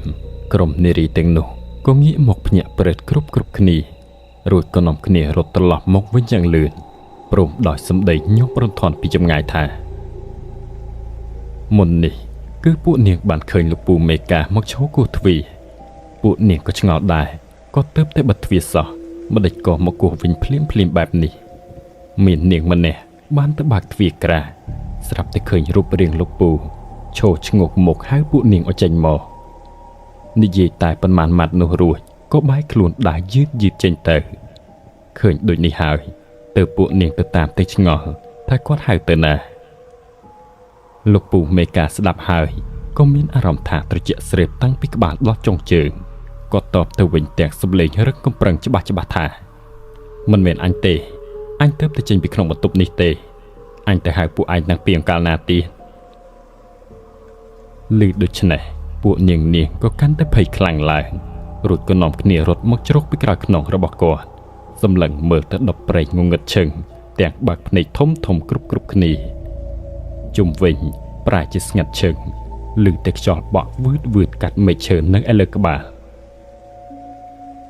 លោកពូគាត់មិនអស់ចិត្តនោះទេនឹងចង់ដឹងឲ្យច្បាស់ថាជាមនុស្សឬក៏ជាអ្វីគាត់ក៏ស្ទុះទៅដាស់បុគ្គលិកប្រុស3-4នាក់ទៀតឲ្យក្រោកឡើងពួកគេកាន់ពិលម្នាក់មួយចេញមកបដុំគ្នារួចក៏បញ្ចាំងភ្លើងទៅរកម្ដុំព្រៃនោះចុះឡើងពន្លឺភ្លើងរេកាត់តាមមេឃឈើនិងដប់ស្មៅទាំងប៉ុន្មានក្បែរនោះប៉ុន្តែអ្វីដែលពួកគេឃើញគឺមានតែភាពទទេស្អាតគ្មានមនុស្សគ្មានសត្វសូម្បីតែដានជើងថ្មីលើដីជ្រីម្ដុំនោះក៏មិនឃើញមានដែរលោកពូមេកាគាត់មិនស្រណុកក្នុងចិត្តតែម្ដងព្រោះគាត់ជាមនុស្សចាស់ជាងគេរួចក៏ដឹងរឿងច្រើនជាងគេដូចគ្នាគាត់ផ្ដាំទៅកូនចៅរបស់គាត់ទាំងអស់ថាក្នុងអំឡុងពេលនេះបើមានឮសំឡេងនរណាហៅឬគោះទ្វារពេលយប់ព្រលប់អើតមើលឲ្យច្បាស់សិនសឹមបើកទ្វារគាត់មិនបានប្រាប់អ្វីឲ្យលើសពីនេះឡើយព្រោះខ្លាចថានឹងបង្កការភ័យខ្លាចកាន់តែខ្លាំងដល់ពួកនាង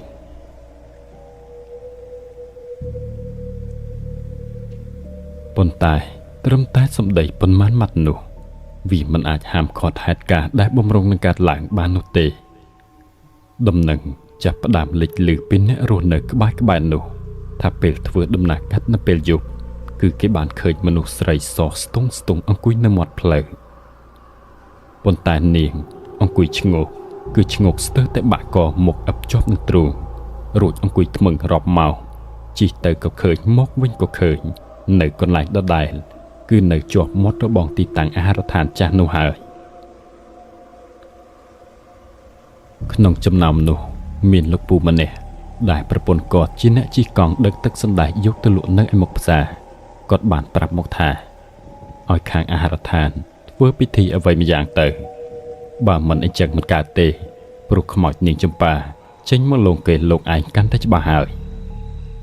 គាត់បានរៀបរាប់ថាប្រពន្ធរបស់គាត់ដេកគ្រុននៅឯផ្ទះឯណោះមិនទាន់បាត់ផងគាត់ថាប្រពន្ធគាត់ជិះកង់ចេញពីផ្ទះមកពីទិសខាងលិចនៅម៉ោងប្រហែលជា5ដោយពេលនោះវាជិតភ្លឺទៅហើយប៉ុន្តែផ្លូវនៅងងឹតមើលមិនទាន់ច្បាស់ទេគាត់ជិះមកធម្មតាសុកលុះតែមកដល់ម្ដុំនេះស្រាប់តែគៀនខ្លួនចុះត្រជាក់ស្រាប់មួយរំពេចភ្លាមគាត់នៅតែបន្តធាក់កង់ទៅមកបាទបន្តិចទៀតស្រាប់តែឮសំឡេងវឺតញ័ររួចមានទាំងខ្យល់លំហើយប៉ះស្លឹកត្រចៀករបស់គាត់វាដូចជាមានអ្វីមួយហោះទៅហោះមកតាមពីក្រោយកង់អ្នកមិញម្នាក់នោះខំប្រឹងខំថ្មិញតាំងចិត្តថាមិនខ្លាចរួចក៏ងាកទៅផ្លេសប៉ុន្តែបែរជាមិនបានឃើញមានអ្វីសោះខណៈនោះគាត់ក៏បែរមកមើលផ្លូវវិញរួចប្រឹងធាក់កង់ទៅមុខបន្តទៀតនៅសល់ប្រមាណជា10ម៉ែត្រដល់របងអាហារដ្ឋាននោះស្រាប់តែឃើញជារូបរាងមនុស្សស្រីសក់វែងត្រឹមចង្កេះកំពុងឈរបែរខ្នងសិតសោះ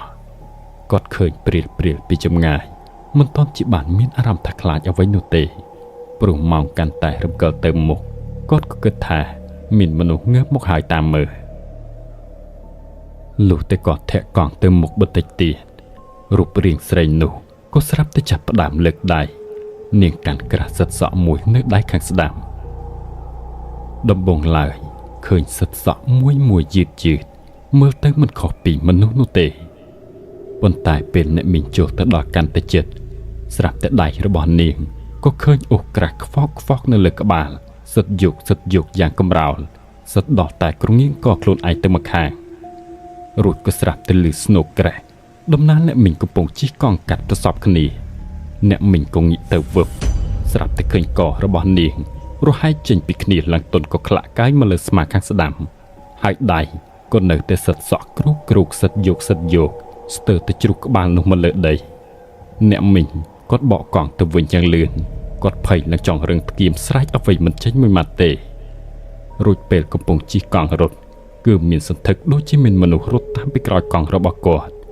តែគាត់មិនហ៊ានសូម្បីតែក្រឡេកមើលបន្តិចឡើយគាត់ទ្រាំសឹងតែដាច់ដង្ហើមរហូតទៅដេកគ្រុននៅឯផ្ទះមិនបានលក់ដូរអ្វីទៀតនោះទេ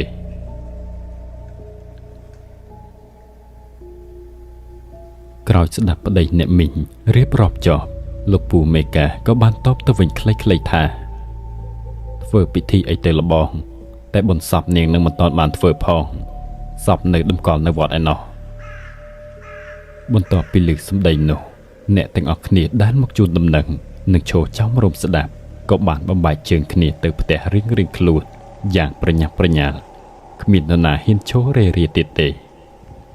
ចំពោះស្រីដែលនៅបម្រើការក៏សុំត្រឡប់ទៅផ្ទះវិញមួយចំនួន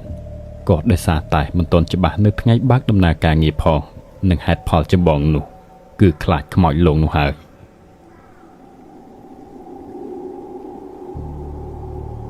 ក្រោយការស្លាប់របស់ចម្ប៉ា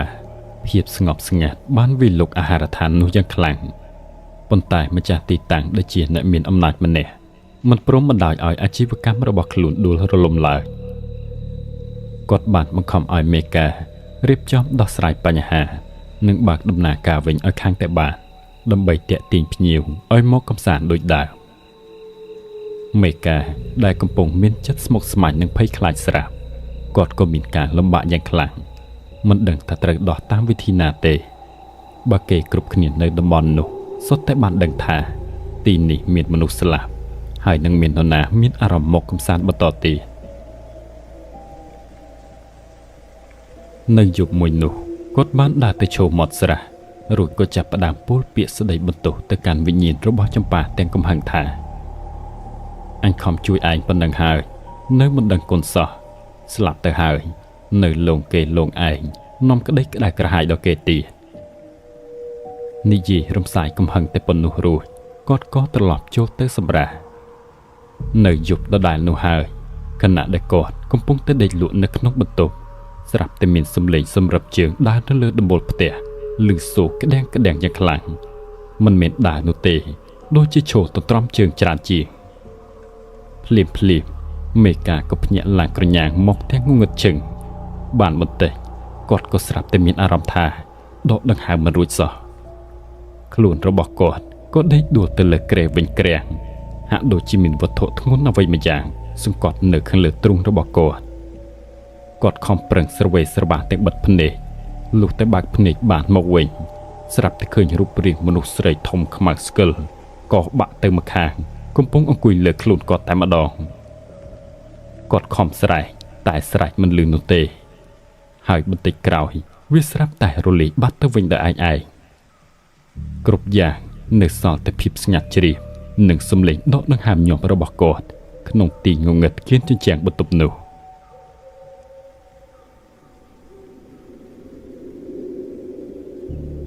លុះឈានដល់ម៉ោង3ទៀបភ្លឺសំឡេងស្រែកឆោលឡោះបានបន្លឺឡើងភ្លើងបានឆាប់ឆេះចេញពីកណ្ដាលអាហារដ្ឋានយ៉ាងសន្ធោសន្ធៅដោយពុំមាននរណាដឹងពីប្រភពឬមូលហេតុឡើយហើយក្នុងហេតុការណ៍នោះគឺមានគេបានឃើញស្រមោលមនុស្សស្រីដើរមួយផ្លាងចូលទៅក្នុងភ្លើងនោះរួចក៏បាត់ឈឹងត្រឹមតែមួយពព្រិចភ្នែកអាហារដ្ឋានដ៏ល្បីល្បាញកាលពីមុនបានក្លាយជាផេះផង់បន្សល់ទុកតែគំនរឈើបាក់បែកក្រោយពីគេជួយគ្នាពន្លត់និងគ្រប់គ្រងអណ្ដាតភ្លើងបានមកវិញបន្ទាប់ពីហេតុការណ៍នេះគ្រប់គ្នាក៏ប្រញាប់ប្រញាល់ទៅរៀបចំបូជាសពអ្នកនាងចម្ប៉ាឲ្យបានត្រឹមត្រូវដើម្បីបញ្ឈប់ភាពកាចសាហាវរបស់នាងប៉ុន្តែទីតាំងនោះក៏ត្រូវបានបោះបង់ចោលទាំងស្រុងគ្មាននរណាម្នាក់ហ៊ានចូលក្បែរឡើយទាំងនេះហើយ គឺជាអ្វីដែលបានកើតឡើងមុនពេលដែលគេបានប្រទះឃើញបងយ៉ាងអង្គុយនិយាយភាសាប្លែកៗនៅកណ្ដាលគំនរបាក់បែកនោះ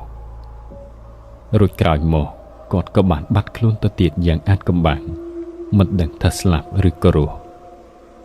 ប៉ុន្តែមនុស្សភាគច្រើនបានគិតថាគាត់ត្រូវបានខ្មោចនាងចម្ប៉ាកាច់យកទៅនៅជាមួយហើយហេតុការណ៍គ្រប់យ៉ាងវាបានធ្វើឲ្យទីកន្លែងម្ដុំនោះក្លាយជាទីដែលគ្រប់គ្នាឆ្លងកាត់ម្ដងតែងតែបះរោមព្រឹសសម្បល់ដោយឯងច្រើនឆ្នាំចេះតែកន្លងទៅមុខព្រៃវល្លិក៏ចាប់ផ្ដើមរំពាត់យ៉ាងពេញទំហឹងឃើញតែស្ដុកឯស៊ុបទ្រុបខុសពីមុនដែរវាមើលទៅគួរឲ្យខ្លាចបើទោះបីជាពេលថ្ងៃក៏ដោយព្រោះគេជឿថាវិញ្ញាណនាងចម្ប៉ានៅតែកាន់នៅតែសន្ធិដ្ឋបរិវេណនោះមិនទៅណាឡើយ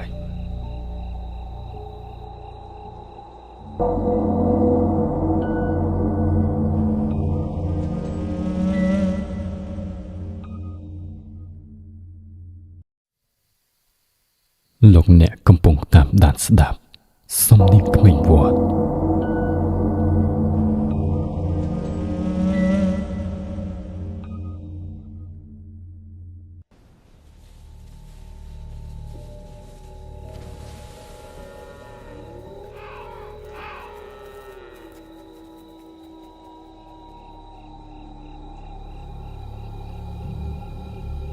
ក្លិនស្អុយអាសោចរសាត់ពេញបរិវេណភូមិភីមកអំពីសាកសពគោក្របីទាំងចាស់ទាំងថ្មីដេកងាប់រនុករណែលពេញផ្លូវនេះក្នុងខណៈពេលក្បាលប្រលប់មួយដោយវាបានមានរឿងហេតុចម្លាយកាត់ឡើងស្ទើររាល់តែថ្ងៃទាំងគោក្របីរួមទាំងសត្វចិញ្ចឹមផ្សេងតោងដេកងាប់ធ្លាយពោះវៀនក្នុងសភាពដូចគ្នាគឺបាត់តែគ្រឿងក្នុងប៉ុណ្ណោះបណ្ដោយផ្លូវនោះឮតែសន្ទុកជើងមនុស្សរាប់សិបនាក់ខ្លះស្លៀកក្បិនខ្លះស្លៀកក្រមាកំពុងរត់ដង្ហែគ្នាទាំងវងសំដៅទៅខាងត្បូងភូមិក្រោយពីបានឮសេចក្តីប្រកាសមួយមនុស្សម្នាជាច្រើនសម្បើមបានមកឈរចោមរោមមើលជារង្វង់ភ្នែកគ្រប់គូកំពុងសម្លឹងទៅមនុស្សស្រីម្នាក់ដែលត្រូវបានគេចងជាប់នឹងបង្គោលសសរដែលឃើញមានទាំងគំនោអោសជាពំនូកនៅជុំវិញខ្លួននាងរួចជាស្រេចហើយមិនយូរប៉ុន្មានក៏មានបុរសស្លៀកក្បិនម្នាក់មុខមាត់កោងកាចភ្នែកឡើងក្រហមងាំងបានគប់ចន្លោះភ្លើងចូលទៅដោយមិនញញើតដៃភ្លើងឆេះឡើងសន្ធោសន្ធៅភ្លាមមួយរំពេចកំឡោចរោរាងកាយមនុស្សស្រីនោះដោយមិនមានត្រាស់ប្រណីឬក៏ហាមឃាត់ចន្ទោះអ្វីឡើយក្រោយភ្លើងឆេះសោះសាច់ពាក្យចុងក្រោយដែលនៅមានឮគឺមានតែស្នូមាត់ជេរប្រតិចផ្ដាសាររហូតតតែស្ងាត់បាត់សំឡេង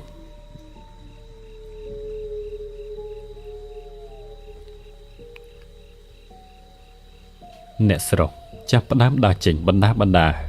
នៅសល់តែបរិសម្នាក់ដែលជាប្តីរបស់នាងដោយទ្រាំនឹងភាពឈឺចាប់ចំពោះមុខមិនបានគេក៏បានរើសកំបិតនៅក្បែរនោះមកផ្ដាច់ជីវិតខ្លួនឯងនិងផុតដង្ហើមដេកក្រវៀននៅក្បែរពំនូកភ្លើងនោះយើងអាចបន្ទោសទៅកាន់អ្នកភូមិអំពីចិត្តដ៏ខុសខើរបស់ពួកគេប្រសិនបើមិនបានដឹងរឿងហេតុគ្រោះមហន្តរាយដ៏គួរឲ្យព្រឺក្បាលជាច្រើនដែលធ្លាប់បានកើតឡើងនៅក្នុងភូមិមួយនោះនៅក្នុងពេលកន្លងមក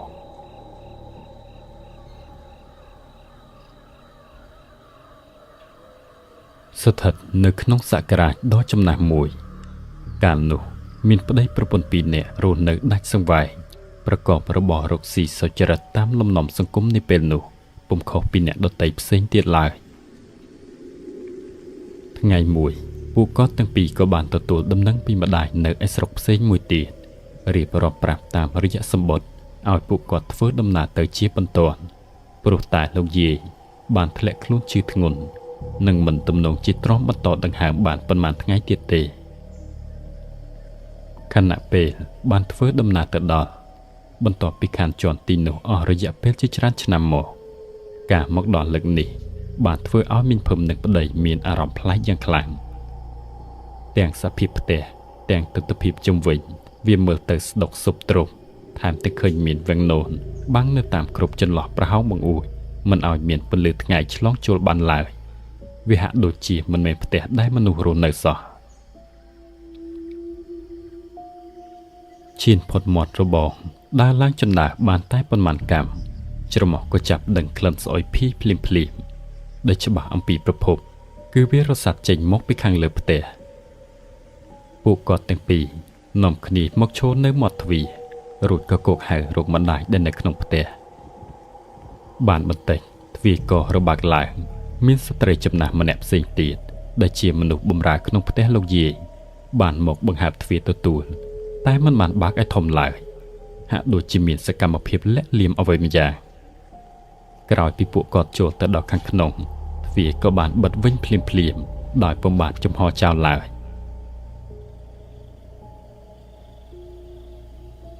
ក្នុងផ្ទះមានសភាពងងឹតបន្តិចដោយសារបង្អួចគ្រប់ច្រកត្រូវបានបិទបាំងដោយពង្នូនខ្មៅបន្ថែមវាសឹងតែគ្មានពន្លឺណាមួយអាចចូលទៅបាននោះទេបានបន្តិចសំឡេងខ្សាយរបស់លោកយាយក៏បានបន្លឺឡើងពីបន្ទប់មួយនៅឯឆ្វេងដៃដែលឃើញមានពន្លឺចង្គៀងជះតិចមកលើក្តារខាងក្រៅពូដនបានដឹងរួចមកហើយថាម្ដាយក្មេករបស់គាត់ជាមនុស្សបែបណាកាលពីសម័យដែលគាត់នៅមុំតំជាងនេះគឺគាត់ជាគ្រូម៉ខាងផ្លូវងងឹតពាក់ព័ន្ធនឹងអំពើអំព័ន្ធអាបធ្មប់មួយរូបដែរទើបបានជាពូដនមិនបានចម្លែកចិត្តជាមួយនឹងបរិយាកាសនៅពេលនេះវាទាំងងងឹតទាំងមានក្លិនស្អុយស្មោកគ្រោកអណ្ដែតនៅក្បែរខ្លួនប៉ុន្តែអ្វីដែលធ្វើឲ្យគាត់ភ្ញាក់ផ្អើលនោះគឺរូបរាងរបស់លោកយាយគាត់បានសម្រានសន្ទុកនៅលើគ្រែមានក្រណាត់សគ្របពាក់កណ្ដាលខ្លួនឃើញមានទាំងដានលឿងក្រៀមដុតជាប់ក្រណាត់នោះចុងជើងដែលចេញមកក្រៅបន្តិចគាត់ឃើញរលួយអស់ទៅហើយប៉ុន្តែលោកយាយដូចជាគ្មានការឈឺចាប់បន្តិចសោះសូម្បីតែតាមកនិងទ្រូងរបស់គាត់ក៏ចាប់ផ្ដើមឡើងក្រម៉ៅមានទាំងដំបៅស្រស់រត់ដែលប្រដប់រីស៊ីមកដល់មុខមួយចំហៀងប្រៀបដូចជាសាកសពដែលនៅមានជីវិតលោកយាយបានពោលពាក្យថាជិតដល់ពេលហើយ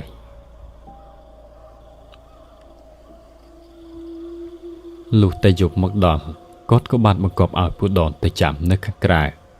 លោកយាយបានមានប្រសាសន៍ថាគាត់មានកិច្ចការជាមួយកូនស្រីគាត់បន្តិចដោយវាពាក់ព័ន្ធត្រឹមតែមនុស្សក្នុងឈាមជ័រត្រកូលគាត់ប៉ុណ្ណោះពូដនក៏បានចេញមកតាមបញ្ជាចាំនៅខាងក្រៅលុះបានមួយសន្ទុះធំស្រាប់តែលឺមាត់សូត្រមន្តបាលីរងើស្រស់គ្នាលឺទាំងមាត់ប្រពន្ធគាត់ផងដែរ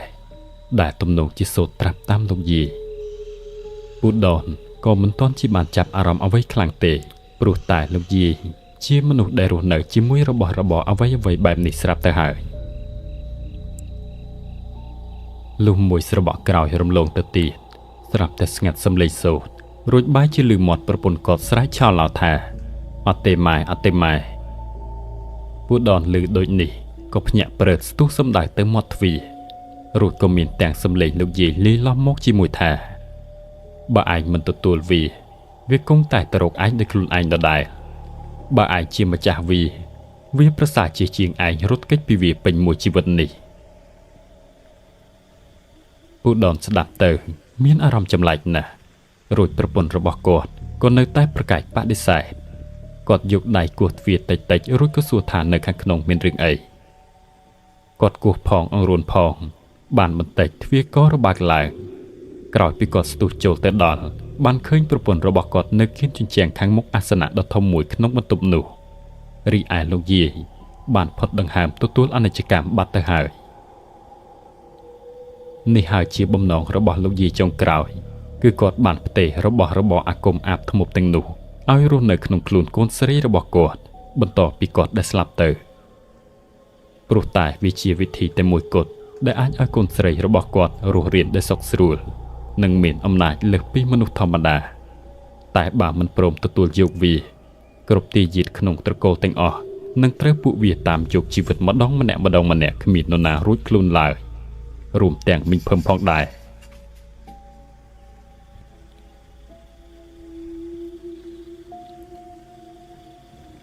ក្រោយពីហេតុការណ៍នោះស្ត្រីចំណាស់ដែលជាអ្នកបម្រើលោកយាយបានផ្ដែផ្ដាំថាកុំឲ្យមីងភឹមភ័យខ្លាចអីមិនយូរទេនឹងទម្លាប់ហើយគាត់បានប្រាប់ឲ្យរៀបចំអាសនៈនៅផ្ទះរួចប្រាប់ទាំងពេលវេលាជាក់លាក់ថារាល់យប់អុជធូបរួចនឹងមានគេមកបង្រៀន គឺគាត់សំដៅលើរបស់របរផ្លូវក្នុងទាំងនោះពួកវានឹងចេញមកបង្រៀនបង្កប់វិជ្ជាមន្តបាលីផ្សេងតាមរយៈទម្រង់អរូបណាមួយគាត់ថែមទាំងបញ្ជាក់ថាឲ្យមីងភឹមហៅគេថាគ្រូធំរួចក្នុងអំឡុងពេលនោះក្រៅពីខ្លួនឯងកុំឲ្យនរណាចូលទៅចិត្តឲ្យសោះ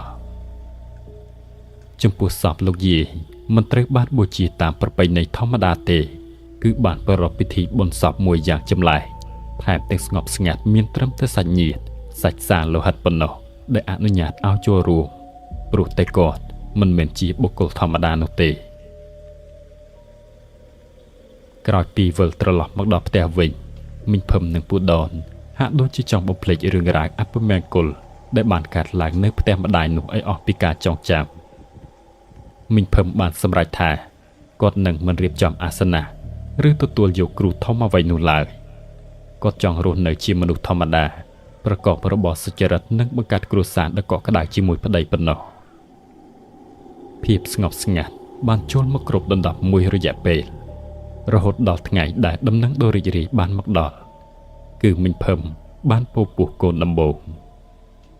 ប៉ុន្តែភាពរីករាយនោះវាក៏ជាចំណុចចាប់ផ្ដើមនៃសុបិនអាក្រក់ដែលមិនអាចភ្ញាក់បានជារៀងរហូត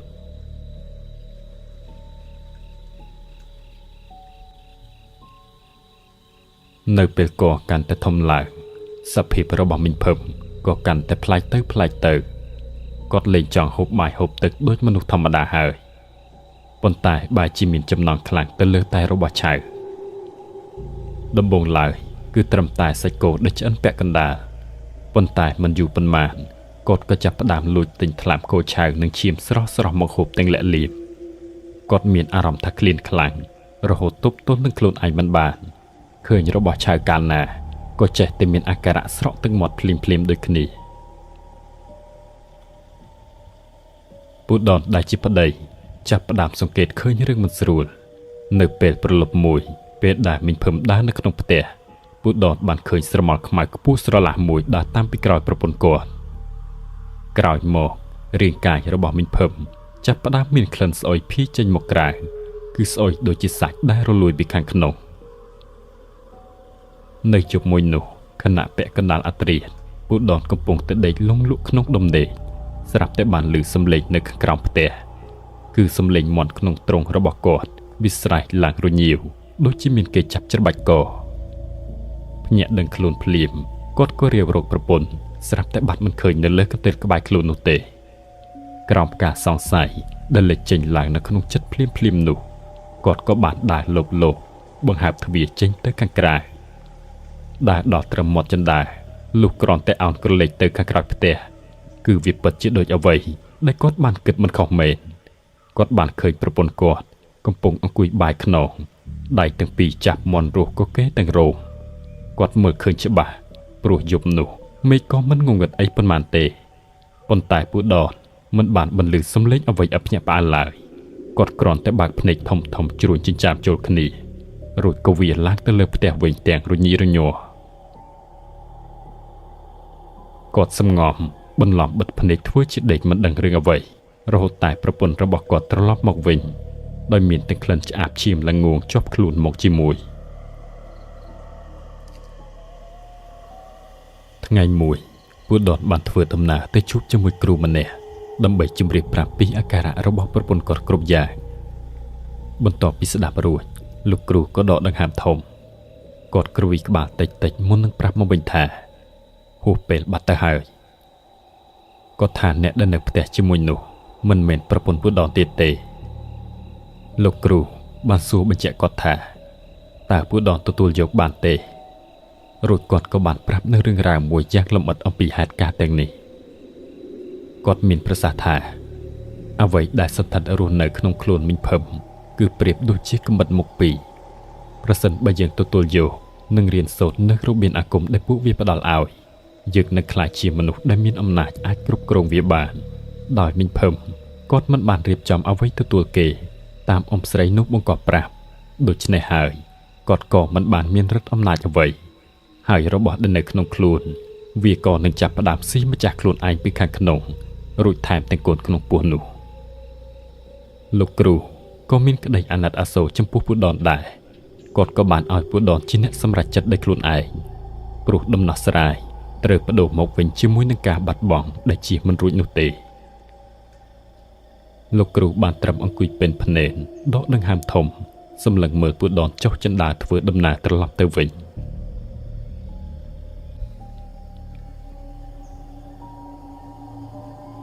ក្រោយមកដល់ផ្ទះនៅយប់នោះប្រពន្ធគាត់ក៏បានបាត់ពីកន្លែងដេកម្ដងទៀតតែគាត់មិនបានចេញទៅតាមរកទៀតទេគាត់ភ្ញាក់ដឹងខ្លួនតែក៏សំងំធ្វើជាបិទភ្នែកទន្ទឹងរង់ចាំផ្លូវលុះឈានដល់យប់បន្តិចមានសំឡេងសម្រាប់ជើងដើរឡើងចណ្ដើមមកពួកដនរៀបចំខ្លួនបន្លំធ្វើជាដេកលក់មិនដឹងអីស្នូជើងនោះដើរយឺតមួយកំពុងសម្ដែងមកមាត់ទ្វារលុះតែសំឡេងទ្វាររបើកឡើងក្រាពួកដនក៏បង្ហើបត្របកភ្នែកព្រមលួចមើលស្រាប់តែគាត់ភ្ញាក់ព្រឺតព្រោះតែឃើញរូបរាងដើរចូលមកនោះមិនមែនជាប្រពន្ធរបស់គាត់នោះទេគាត់ឃើញត្រឹមតែពាក់កណ្ដាលខ្លួនមកក្រោមឃើញកជើងឡើងខ្មៅរលួយពោះធំសម្បើមរួចដៃជ្រួញដូចជាយាយចាស់អាយុរាប់រយឆ្នាំដូចដើមគឺមកជាមួយក្លិនម្យ៉ាងគឺក្លិនស្អុយពេញក្នុងបន្ទប់នោះរួចរូបរាងនោះក៏កំពុងប្រះខ្លួនមកដេកកន្លែងដើមក្បែរគាត់វិញពូដតបិទភ្នែកខ្លួនឡើងរឹងគាត់ចាប់ផ្ដើមបែកញើសស្រាក់ចូលខ្នងទាំងដែលអាកាសធាតុពេលនោះត្រជាក់ស្ទើរតែបែកផ្សែង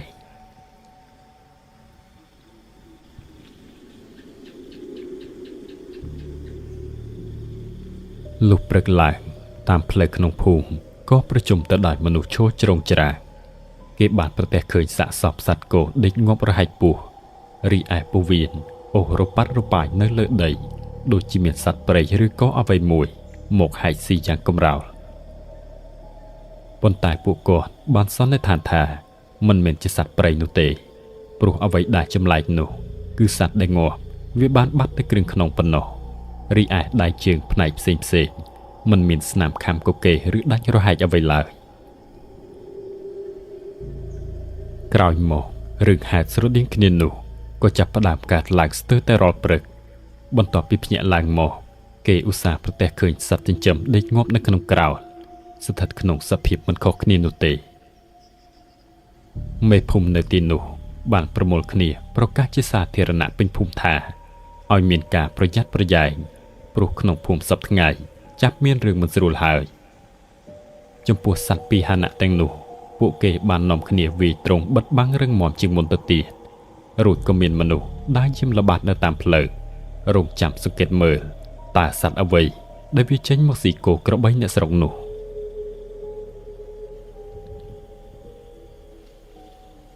នៅប្រលប់មួយមានអ្នកយាមល្បាតតាមផ្លូវក្នុងភូមិម្នាក់បានជួបនឹងប្រពន្ធពួកដនដើរទទួលក្រមាគ្រប់ក្បាលគេបានសួរនាំគាត់ថាទៅណាមកណាគាត់ក៏បានប្រាប់ថាទៅលេងមិត្តរបស់គាត់នៅឯក្បែរចុងភូមិដែលជាស្ត្រីមានផ្ទៃពោះដូចគ្នាគ្រាន់តែចាស់ខែជាងគាត់បន្តិចអ្នកយាមនោះក៏បានអនុញ្ញាតឲ្យគាត់ធ្វើដំណើរទៅបន្ទាប់ពីដើរទៅដល់នាងភួងដែលជាមិត្តក៏ចេញមកទទួលចូលទៅក្នុងផ្ទះសំណេះសំណាលគ្នាលេងជាធម្មតាប៉ុន្តែអ្វីដែលមិនធម្មតានោះគឺគេសង្កេតឃើញភ្នែករបស់គាត់សម្លឹងទៅតែពោះរបស់គេរួចធ្វើអាការៈលិតមាត់លិតកលាក់លៀមយ៉ាងចម្លែករួចគាត់និយាយគ្នាចុះឡើងក៏ចេះតែសួរមកនាងភួងថាសម្រាប់ថ្ងៃណានាងភួងក៏បានប្រាប់ថាមិនប៉ុន្មានថ្ងៃទៀតទេពួកគាត់ជជែកគ្នារឿងណាត់ជីម៉ោរឿងរោគចាស់នៅក្នុងភូមិរួចក៏បំបែកគ្នាត្រឹមតែប៉ុណ្ណោះលុះដល់ថ្ងៃសម្រាលមកដល់ស្រាប់តែឃើញលេចមុខមិញភឹមមកម្ដងទៀតកំពុងតែដើរទទួលក្រមាក្តៅពោះមកដែរគាត់មកសួរលោកយាយម្នាក់ដែលនៅដាំទឹកខាងក្រោមថាមានអីឲ្យខ្ញុំជួយទេយាយលោកយាយម្នាក់នោះក៏បានប្រាប់មកវិញថាឯងមកធ្វើអីដែរមានពោះមានពងផងមិនក៏ដើរហើរយប់ប្រលប់បែបហ្នឹងមិញភឹមក៏បានតបថាខ្ញុំចង់មកជួយមើលភួងវាសម្រាលបន្តិចនឹងណាយាយគាត់បានប្រាប់ឲ្យលោកយាយទៅជួយមើលគេខាងលើទៅរួចគាត់ជាអ្នកមើលភ្លើងឲ្យលោកយាយនោះក៏ងើបដើរឡើងមកលើផ្ទះមនុស្សចាស់ 4-5 នាក់រួមទាំងយាយម៉បម្នាក់កំពុងនៅលើនោះកំពុងជួយគ្នាណែនាំប្រាប់នាងភួងក្នុងការឆ្លងទន្លេកូនដំបូង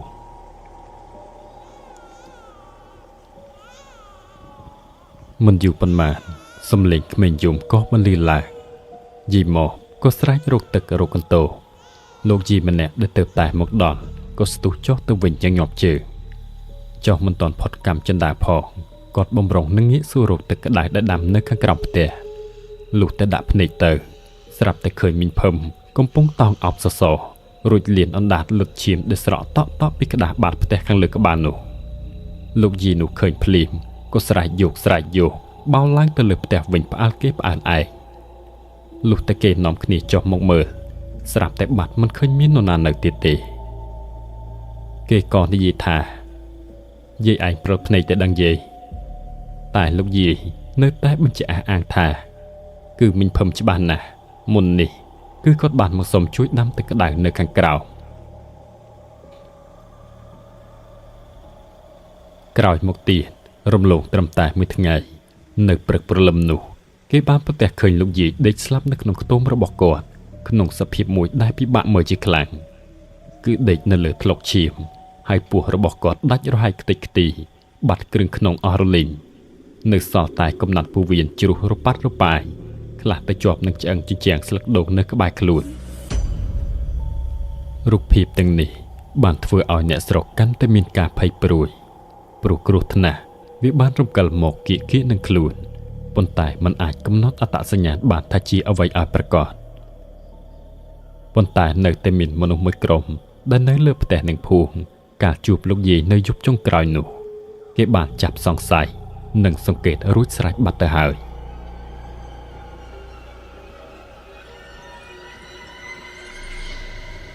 ក្រោយមកមានហេតុការណ៍មួយបានកើតឡើងពាក់ព័ន្ធជាមួយនឹងមនុស្សស្រីពោះធំនៅក្នុងភូមិម្នាក់ទៀត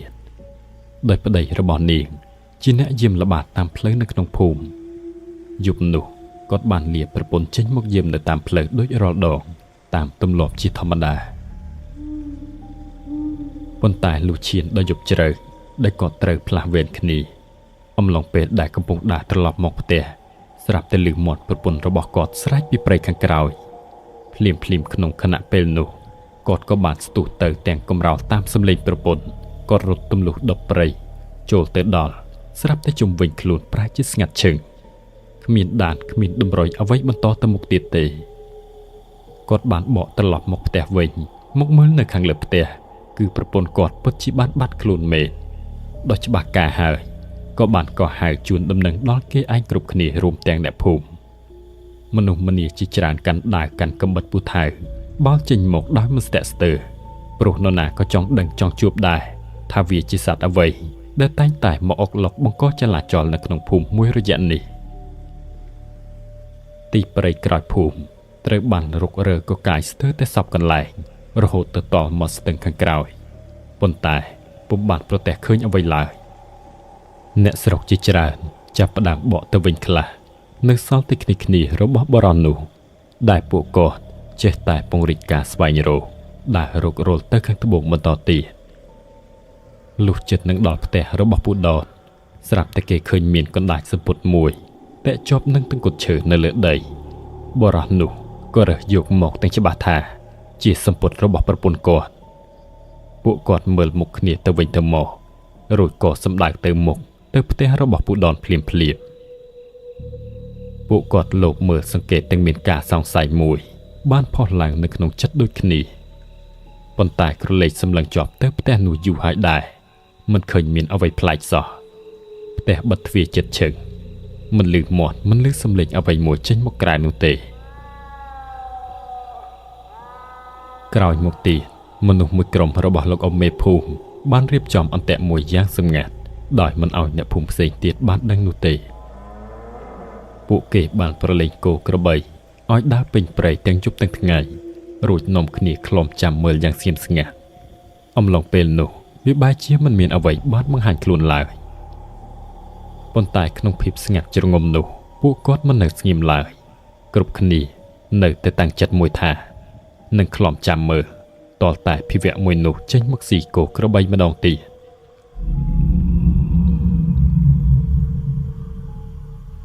វាបានរំលងអស់កន្លះខែទៅហើយប៉ុន្តែស្ថានភាពពីខាងក្រុមលោកអ៊ំមេភូមិនៅតែប្រុងប្រយ័ត្នជាប់ជានិច្ចលុះយប់មួយ នៅក្នុងចំណោមវងគោក្របីដែលគេប្រឡែងឲ្យដើរពីវាលពីកាលយប់នោះមានគេបានឮសំឡេងក្របីស្រែកនៅឯចុងព្រៃជិតមាត់ស្ទឹងក្រុមលោកអមេភូមិបានកែនប្រមូលគ្នាសម្ដែងទៅយ៉ាងលឿនរួចអ្វីដែលពួកគាត់ឃើញគឺរូបរាងរបស់មីងភឹមក្រចកវែងខ្មៅកំពុងកកាយហាយពោះសត្វក្របីដែលកំពុងដេកផ្ងាជើងស្រែកទាំងបើកភ្នែកក្រឡោះមិនមកអង្គយូរស្នូកំភ្លើងក៏មិនលឺឡើងផោងពីចម្ងាយរូបរាងកាយមីងភឹមក៏បានខ្ទាតទៅតាមកម្លាំងគ្រាប់ទៅបោកនឹងគល់ឈើរួចក៏ដេកស្ទុះក្បែរនោះក្រុមអ្នកប្រមាញ់ស្ទុះចូលទៅមិនទាន់នឹងដល់ផងស្រាប់តែរូបរាងនោះក៏ងើបរត់ប្រយគេចចេញពីទីកើតហេតុក្រុមអមមេភូមិមិនមកអង្គឡើយគាត់នាំគ្នាតាមឈឹបទៅគឺឃើញច្បាស់ថារូបរាងរបស់មីងភឹម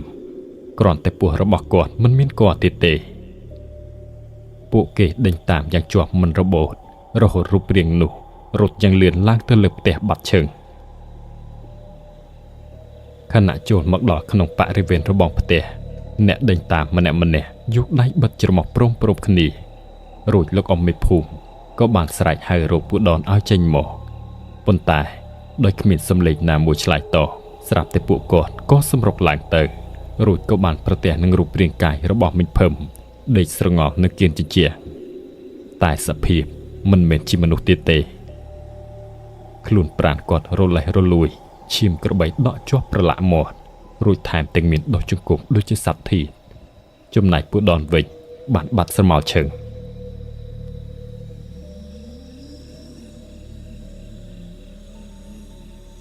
គេបាននាំយករូបរាងកាយមីងភឹមទៅចងជាប់នឹងសសរឯកណ្ដាលភូមិអស់ពីយប់ពីថ្ងៃនិងប្រកាសប្រាប់គ្រប់គ្នាឲ្យបានដឹងអំពីរឿងហេតុដ៏ចម្លែកនេះក្រោយពេលយប់ជុលមកម្ដងទៀតគេបានកោគំនោបអស់ជុំវិញខ្លួនមីងភឹមស្របពេលដែលពូដនរត់ត្រហេបត្រហប់មកពីណាក៏មិនដឹងស្ទុះចូលទៅជួយសង្គ្រោះតែត្រូវបានគេវាយយ៉ាងដំណំរួចមេភូមិក៏បានគំហុកថាប្រពន្ធឯងជាបិសាចវាមិនមែនមនុស្សទៀតទេមិនអាចទុកឲ្យនៅក្នុងភូមិនេះទៀតបានឡើយនិយាយហើយបរោះស្លៀកក្បិនពណ៌ក្រហមម្នាក់ក៏បានគប់ចន្លោះភ្លើងដុតរាងកាយមីងភឹមទាំងនៅមានដង្ហើមនៅឡើយហើយដំណឹងគ្រប់យ៉ាងបានដឹងឮជាសាធារណៈដល់បណ្ដាជនក្នុងភូមិគ្រប់គ្នាពូដនក៏បានបញ្ចប់ជីវិតខ្លួនឯងដេកផុតដង្ហើមក្បែរគំនូរភ្លើងក្នុងអំឡុងពេលនោះដោយសារតែទទួលយកមិនបាននៅរឿងរ៉ាវដែលបានកើតឡើង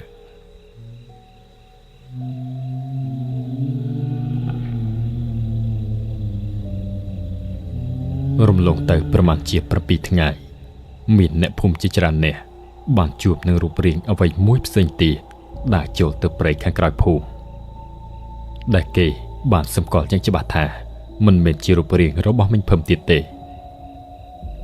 ចាស់មួយចំនួនបានខ្សឹបខ្សៀវគ្នាថានោះគឺជាព្រលឹងវិញ្ញាណនៃមន្តអាគមធ្មប់ដែលគ្មានរាងកាយសន្ធិដ្ឋបន្ទាប់ពីមីងភឹមបានបាត់បង់ជីវិតទៅ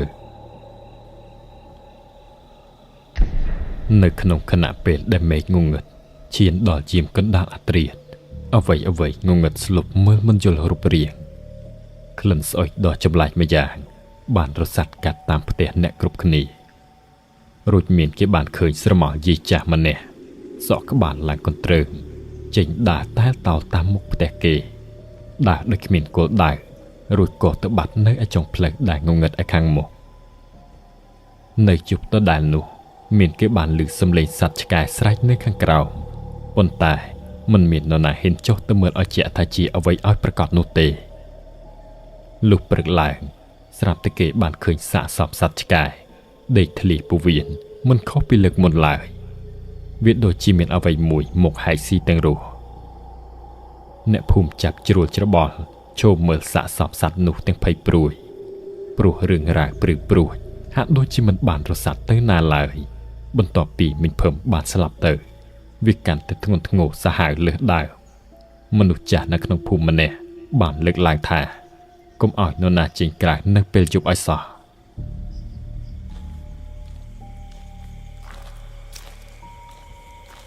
ទោះបីជាមានការប្រមានពីចាស់ទុំយ៉ាងណាក៏ដោយក៏ការរស់នៅប្រចាំថ្ងៃនៅតែបង្ខំឲ្យអ្នកខ្លះត្រូវចេញទៅក្រៅដើម្បីរករបបចិញ្ចឹមជីវិត យប់នោះពូមាននិងពូសៅបានបបួលគ្នាជិះទូកឆ្លងស្ទឹងទៅកាន់វាលស្រែដែលនៅឯប៉ែកខាងលិចដើម្បីឆ្លោះកូនកង្កែបយកមកធ្វើនុយបង្កាយត្រីដោយសពមួយដងខណៈទៅដល់វាលស្រែពួកគាត់ទាំងពីរបានបំបែកផ្លូវគ្នាទៅម្ខាងម្នាក់រៀងឃ្លាតគួរសមដែរប៉ុន្តែសំឡេងជជែកគ្នាឆ្លើយឆ្លងពីចម្ងាយនៅតែបន្លឺឡើងដើម្បីកុំឲ្យស្ងាត់ពេកពួកគាត់និយាយគ្នាស្រែកខ្លោងដោយបាំងនឹងស្នូកខ្យល់ផងលើកតែមាត់ជជែកល្វើយពីនេះពីនោះហូរហែតាមទម្លាប់ស្រាប់តែមួយសន្ទុះក្រោយមកសំឡេងរបស់ពូមានក៏ស្ងាត់បាត់ទៅពូសៅងាកក្រឡេកទៅរកភ្លាមរួចភ្លើងពិលក៏មិនឃើញដែរគាត់ឈប់ដើរបន្តិចរួចស្រែកហៅមិត្តរបស់គាត់ថាអាមានហើយនៅណាគ្មានសំឡេងឆ្លើយតបអ្វីដែលឮគឺមានតែសូរខ្យល់បក់ប៉ះនឹងស្លឹកត្នោតឲ្យកកិតគ្នាភ្លាមនោះសម្រេចមួយយ៉ាងច្បាស់បែរជាលន់រំពងចេញពីដប់ដែលនៅឯប៉ែកខាងជើងទៅវិញគឺមាត់របស់ពូមានច្បាស់ណាស់ពូសៅក៏ទម្លាក់ស្បែកកង្កែបចោលរួចរត់សម្ដៅទៅរកសំឡេងនោះទាំងត្រហេបត្រហោកាលបានទៅដល់មាត់ដប់ភ្លាមក៏លើកភ្លើងកែវឡើងបញ្ចាំងទៅខាងក្នុងរូបភាពដែលគាត់បានឃើញគឺពិតជាសាហាវលើសពីការស្មានគាត់បានឃើញស្រមោលស្រីចាស់ម្នាក់សក់ក្បាលឡើងកន្ទ្រើងរូបរាងស្គមកំប្រឹងកំពុងអង្គុយសង្គ្រប់ពីលើខ្លួនពូមានគឺច្បាស់ថាមិនមែនជាមនុស្សទេព្រោះតែក្រចកឡើងខ្មៅស្រួចវែងកំពុងតែព្យាយាមហែកអាវនិងកកាយពោះរបស់ពូមានទាំងរស់ដោយក្តីតក់ស្លុតខ្លាំងពេកពូសៅមិនហ៊ានសូម្បីតែចូលទៅជួយឡើយគាត់បានបកក្រោយរត់កាត់វាលស្រែពេញមួយទំហឹងជើងដួលព្រុសប្រាសពេញតែផ្លូវមួយសន្ទុះក្រោយមកអ្នកភូមិមួយក្រុមក៏កាន់កំបិតកាន់ពូថៅនិងភ្លើងចន្លោះគ្រប់ដៃនាំគ្នាសម្រុកទៅកាន់វាលស្រែនោះប៉ុន្តែអ្វីហាក់ដូចជាយឺតពេលទៅហើយនៅពេលពួកគេទៅដល់ពូមានបានដេកស្លាប់នៅក្នុងធ្លុកឈាមបាត់ទៅហើយពោះរបស់គាត់ត្រូវបានរហែកធ្លីបន្តិចប៉ុន្តែអ្វីដែលចម្លែកនោះ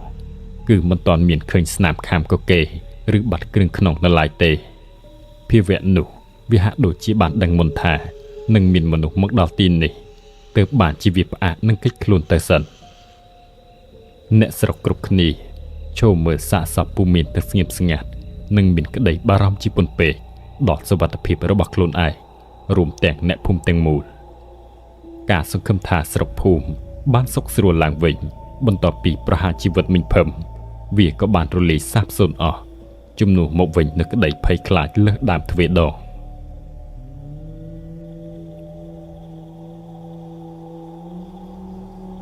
សពរបស់ពូមានត្រូវបានអ្នកស្រុកសែងយកមកផ្ទះទាំងយប់ក្នុងសភាពត្រជាក់ស្រេក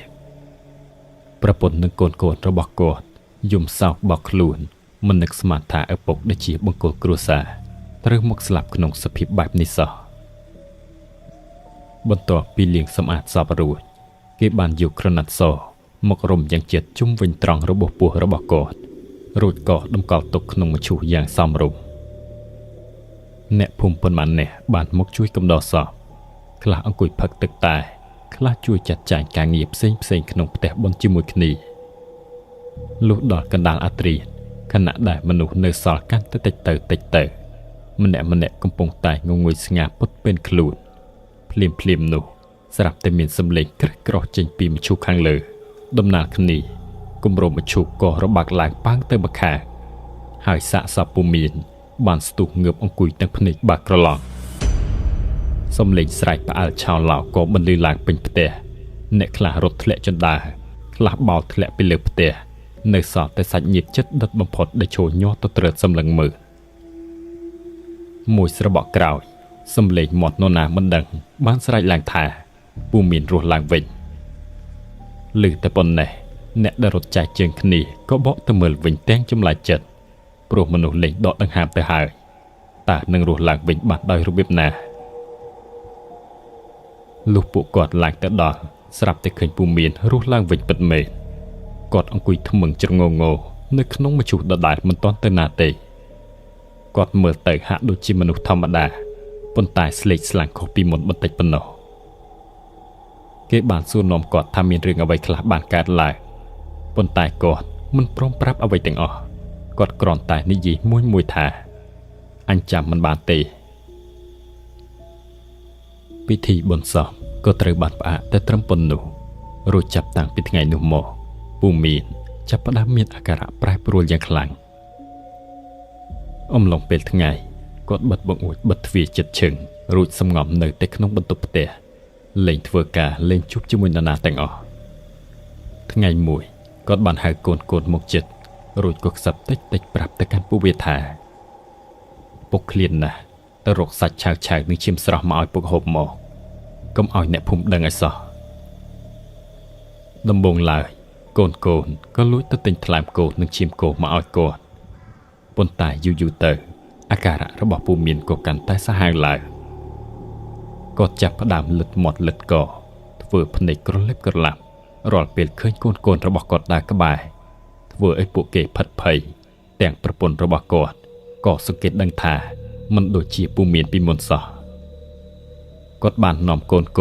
ចាក់ចេញពីផ្ទះនោះដោយស្ងាត់និងយកដំណឹងទៅជម្រាបលោកអ៊ំមេភូមិយ៉ាងប្រញាប់ប្រញាល់អំពីអាការៈដ៏ចម្លែករបស់ប្តីគាត់ក្រោយពីស្លាប់ហើយរស់ឡើងវិញអ៊ំមេភូមិនិងចាស់ទុំបានដឹងភ្លាមថានេះមិនមែនជាពូមានទេ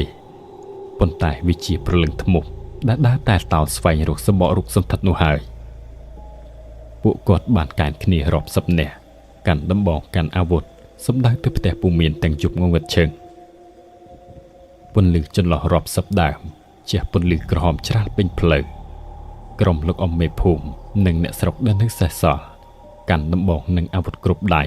សម្ដៅទៅរកពូមានខណៈមកដល់ក៏មិនបង្អង់យូរក្រុមអ្នកភូមិបានសម្រុកបុកទ្វារឡើងទៅលើផ្ទះភ្លាមគ្រាន់តែទ្វាររបើកឡើងពន្លឺចន្លោះបានជះទៅចំរូបរាងរបស់ពូមានដែលកំពុងឈរថ្មឹងនៅកណ្ដាលផ្ទះងងឹតឈឹងភ្នែករបស់គាត់បើកធំសម្លឹងមកកាន់វងមនុស្សរីឯមាត់នឹងដងខ្លួនវិញប្រឡាក់សុទ្ធតែឈាមស្រស់តក់មកលើក្តារអ្នកដែលធ្លាប់តែមានចិត្តក្លាហានកាលបើឃើញសភាពបែបនេះក៏ស្រាប់តែនាំគ្នាថយក្រោយម្ដងម្នាក់វាមិនមែនជាមនុស្សទេបិទទ្វារចាក់សោពីខាងក្រៅឲ្យជាប់ទៅសំឡេងនរណាមិនដឹងបានស្រែកមកពីខាងក្រោយទាំងភ័យស្លន់ស្លោក្រោមភាពចលាចលមនុស្សមួយក្រុមបានស្ទុះទៅទាញទ្វារបិទជិតរួចក៏យកច្រវាក់ចាក់សោពីខាងក្រៅយ៉ាងណែនភ្លាមនោះចន្លោះភ្លើងត្រូវបានគេក្រវែងទៅលើផ្ទះឈើចាស់នោះភ្លើងចាប់ផ្ដើមឆេះសន្ធោសន្ធៅលេបត្របាក់តួផ្ទះទាំងមូលក្នុងមួយពព្រិចភ្នែកក្នុងពេលដំណើរគ្នាស្រាប់តែឮស្នូកក្រាំងនៅខាងក្នុងដូចជារូបរាងកាយរបស់ពូមានដួលបោកទៅលើក្តារបន្តិចក្រោយខ្យល់ព្យុះខ្មៅងងឹតមួយបានបក់បោកមកយ៉ាងខ្លាំងធ្វើឲ្យអណ្ដាតភ្លើងហក់ឡើងខ្ពស់ត្រដែតហើយអ្នកណាក៏បានឮដែរពេលនោះគឺឮសំឡេងមនុស្សស្រីម្នាក់សើចយ៉ាងកងរំពកនៅក្នុងអាកាសអំឡុងពេលដែលគ្រប់គ្នាកំពុងផ្ដោតភ្នែកសម្លឹងមើលទៅខាងលើស្រាប់តែមានអ្នកភូមិម្នាក់យកដៃមកកេះគ្នាឲ្យមើលទៅលោកមេភូមិដែលឈរនៅខាងក្រោយភ្នែករបស់លោកអ៊ំមេភូមិប្រែជាក្រហមច្រាលដូចជាឈាមទឹកមុខរបស់គាត់ឡើងក្រម៉ៅងងឹតមិនទាន់នឹងមាននរណាដឹងខ្លួនផងស្រាប់តែលោកមេភូមិក៏លោតសង្គ្រប់ទៅលើអ្នកភូមិម្នាក់ដែលនៅជិតនោះរួចប្រែក្រចកដល់ស្រួចហែកពោះកកាយស៊ីថ្លើមស៊ីពោះវៀនទាំងរស់ឮតែសំឡេងស្រែកដង្ហោយរូបជំនួយយ៉ាងអាណោចអាធមសំឡេងមាត់ឡើងត្រហឹងរត់ឆោឡោស្រែកថាធ្មប់សន្ធិដ្ឋគាត់ហើយមនុស្សម្នារត់ចែកជើងគ្នាប្រសិទ្ធប្រសាចក្រុមអ្នកប្រមាញ់ដែលកាន់កំភ្លើងបានបង្វែរទឹកដៅមកកាន់មេភូមិវិញប៉ុន្តែនៅពេលដែលពួកគេស្ទុះចូលទៅដល់រាងកាយលោកមេភូមិក៏ស្រាប់តែរលំក្រាំងទៅលើដីដេកស្ដុកបាត់មាត់ឈឹងហាក់ដូចជាវិញ្ញាណអាក្រក់នោះវាបានចាក់ចេញពីរាងកាយរបស់គាត់បាត់ក្នុងរំពេចនោះ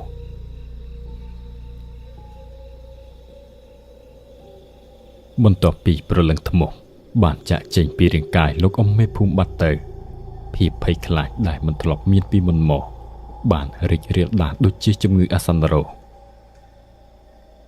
អ្នកភូមិម្នាក់លែងហ៊ានសម្លឹងចំភ្នែកគ្នាម្នាក់ចាប់ផ្ដើមមានមន្ទិលសង្ស័យទៅលើអ្នកជិតខាងសូម្បីតែសាច់ញាតិបង្កើតឈាមតែមួយក៏លែងទុកចិត្តគ្នាដែរ សំណួរដ៏គួរឲ្យរន្ធត់មួយបានដិតជាប់ក្នុងចិត្តគ្រប់គ្នានោះតើអ្នកណានឹងក្លាយជាសម្បករូបបន្តរបស់វាជារៀងរាល់ព្រឹកមិនមែនមានតែសត្វពាហនៈទេដែលត្រូវស្លាប់សូម្បីតែមនុស្សក៏ចាប់ផ្ដើមបាត់បង់ជីវិតម្នាក់ហើយម្នាក់ទៀតក្នុងសភាពធ្លាពោះវៀនគួរឲ្យខ្ពើមរអើមដោយសារតែភាពភ័យស្លន់ស្លោហួសប្រមាណការវិនិច្ឆ័យខុសឆ្គងក៏កើតមានឡើងឲ្យតែនរណាម្នាក់មានភ្នែកក្រហមមានអាការៈស្លេកស្លាំងបន្តិចបន្តួចពួកគេនឹងត្រូវចោទប្រកាន់ថាជាធ្មប់ភ្លាមការកាប់សម្លាប់គ្នាឯងចាប់ផ្ដើមកើតឡើងយ៉ាងសាហាវឃោរឃៅមនុស្សម្នាកាន់ដាវកាន់កំបិតពូថៅដេញកាប់សម្លាប់គ្នាទាំងងងឹតងងល់កូនសម្លាប់ឪពុកម្ដាយព្រោះតែការសង្ស័យបងប្អូនកាត់កាល់គ្នាចោលព្រោះតែភាពភ័យខ្លាចផ្ទះសម្បែងជាច្រើនត្រូវបាត់ដុតបំផ្លាញក្លិនឆ្អាបឈាមនិងក្លិនសាកសពដែលគ្មានអ្នករៀបចំពិធីបុណ្យបានភេររសាត់អណ្ដែតពេញអាកាសមិនយូរប៉ុន្មានមនុស្សដែលធ្លាប់រស់នៅរាប់រយនាក់ត្រូវបានបាត់បង់ជីវិតដោយសារតែការកាប់សម្លាប់គ្នានិងខ្លះទៀតស្លាប់ដោយសារវិញ្ញាណកំណាចនោះយ៉ាងអណោចអធមអ្នកដែលនៅសេសសល់មិនដល់10នាក់ផងក៏បានសម្រេចចិត្តរត់ចោលភូមិទាំងយប់បោះបង់ចោលផ្ទះសម្បែងនិងដីធ្លីដែលធ្លាប់តែជាជំរកដ៏កក់ក្ដៅភូមិទាំងមូលប្រែជាស្ងាត់ជ្រងំលែងឮសំឡេងមនុស្សសើចសប្បាយឮតែសំឡេងខ្យល់បក់កាត់ដំបូលផ្ទះដែលបាក់បែកនិងសំឡេងសត្វទីទុយយំធ្ងន់ធ្ងរល្វើយនាពេលរាត្រីព្រៃឈើចាប់ផ្ដើមដុះគ្របដណ្ដប់លើផ្លូវភូមិវាស់រំពាត់ជុំវិញផ្ទះនិងដើមឈើចាស់ដែលនៅសេសសល់ពីការដុតបំផ្លាញចុងក្រោយវាបានក្លាយទៅជាទីមួយដែលសូម្បីតែអ្នកដំណើរផ្លូវឆ្ងាយអ្នកដែលបោះរទេះសេះរទេះគោទៅជួញរបស់ក៏ពុំហ៊ាននឹងឈប់សម្រាកនៅម្ដុំនោះឡើយព្រោះឲ្យតែឆ្លងកាត់លើកណាគឺតែងតែធំក្លិនស្អុយរលួយមកទាំងកណ្ដាលថ្ងៃបើទោះបីជាភូមិនោះត្រូវបានមនុស្សបោះបង់ចោលជាយូរណាស់ហើយក្តី